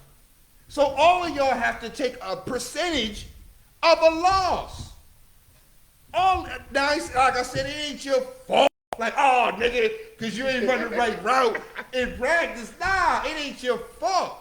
But what I'm saying is, if the whole thing is to win, I ain't saying win a ring, I ain't saying win a championship. If the whole thing is to win, and the whole team lost, and you play on that team, there's no way you can absolve yourself from not getting at least a fraction of the of reason why y'all lost. I can't see, like I said, but there may be 17, 19 other things in front of you that got bigger fractions of the portion of why y'all lost. But I can't even say, I'm like, yo, what, y'all lost. I can't absolve you. You feel what I'm saying? Yeah. I can't, you lost. I can't absolve you in a loss. I can't absolve you. Like, man, we played his heart out. Did he? Because they lost. The other team was playing their fucking heart out too. And they won. You know what I'm saying? So every person that got them prepared to win that fucking game or event or match or whatever it was, they all get a percentage of the reason why they won a game. Whether they was out there playing the game or not. Some people can say that trainers get a percentage of wins because they keep people healthy and on the court. And they can't keep Anthony Davis on the fucking court. You feel what I'm saying? Trainers mean something. They get a percentage of wins and losses. You know, personal trainers, the people who work you out and all that kind of shit, they give you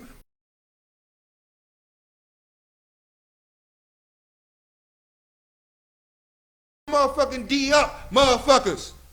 If you're not prepared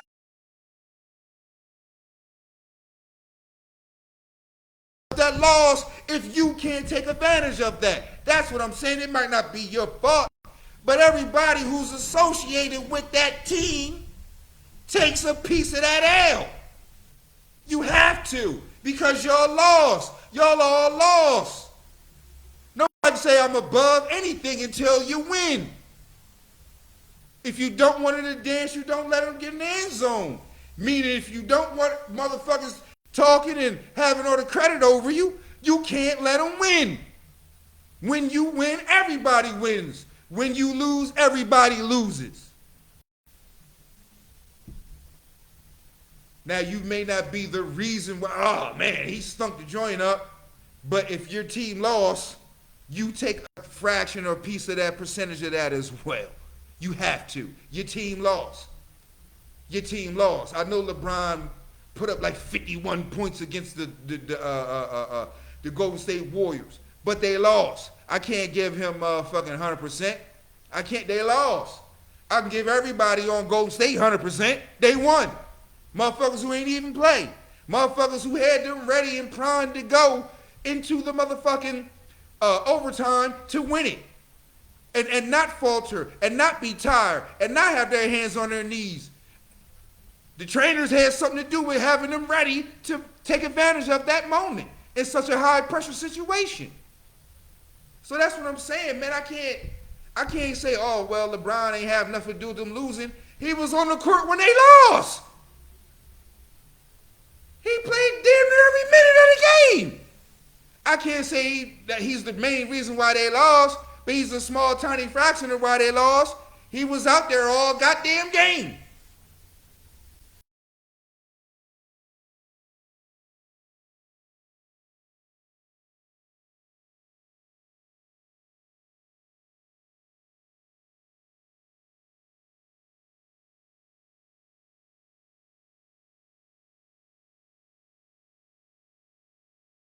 Bad, but if you didn't win, feel like. if you didn't win, you have to get a piece of the blame.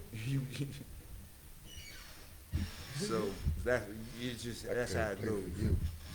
But yo, coach, man, this nigga missed 15 tackles. I wasn't even in the game. Like, nigga, it's your fault, nigga. Go relax. I'm not saying that, man. And I'm like, well, why you never got in the game, son? Said, why you think I never put you in the game? You think you could have made those all 15 of those missed tackles? I'm asking you, son. Y'all put me in, coach. Cool. And now, here's the thing. He's made every tackle in practice, right, son? Yeah. How many tackles you make in fucking practice? Not even a quarter of the tackles he makes in practice. And you think you could do better than him? All right, cool, no problem. Here's the thing. When you have the opportunities, multiple opportunities to show that you can do what he's done in practice, you ain't showing me you can do that. So he gets the opportunity to do that in the game. So that's what I mean by you ain't even good enough to get the fucking the game. So of course you get a fucking piece of the loss. Oh shit. Oh shit. He said, of course you get a piece of the loss. Not a big percentage, but yes, a percentage. You wasn't even good enough to get out there to lose. You feel what I'm saying? So how you say I never got in the game? You understand? You said you never got in the game. That's a loss right there. That's a loss. You never got in the game. That's if you can't make the field, you lost right there. Dude, he made every tackle in practice and you made 7. He made 100. What did you think I was going to do? You know what I'm saying? He did make 3 or 4 tackles. You feel what I'm saying? You thought you should have been in the game over him?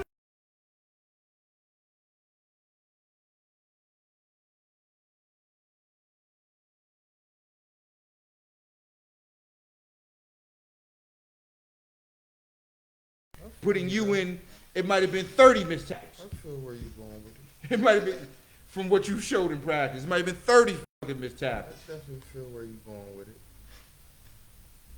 We might have got stomped out instead of just losing by 3.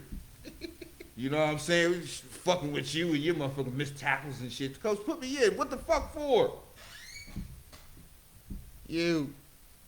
Yeah, you know, so that's what I'm saying. You may not be the whole blame or the reason why your team lost, man, but I can't just say you just absolved. I can't say that myself, man. I can't say it. I can't say it, bro. I definitely feel that. Definitely feel that, man. What time is it, man? All right, it's about 10 o'clock on yeah.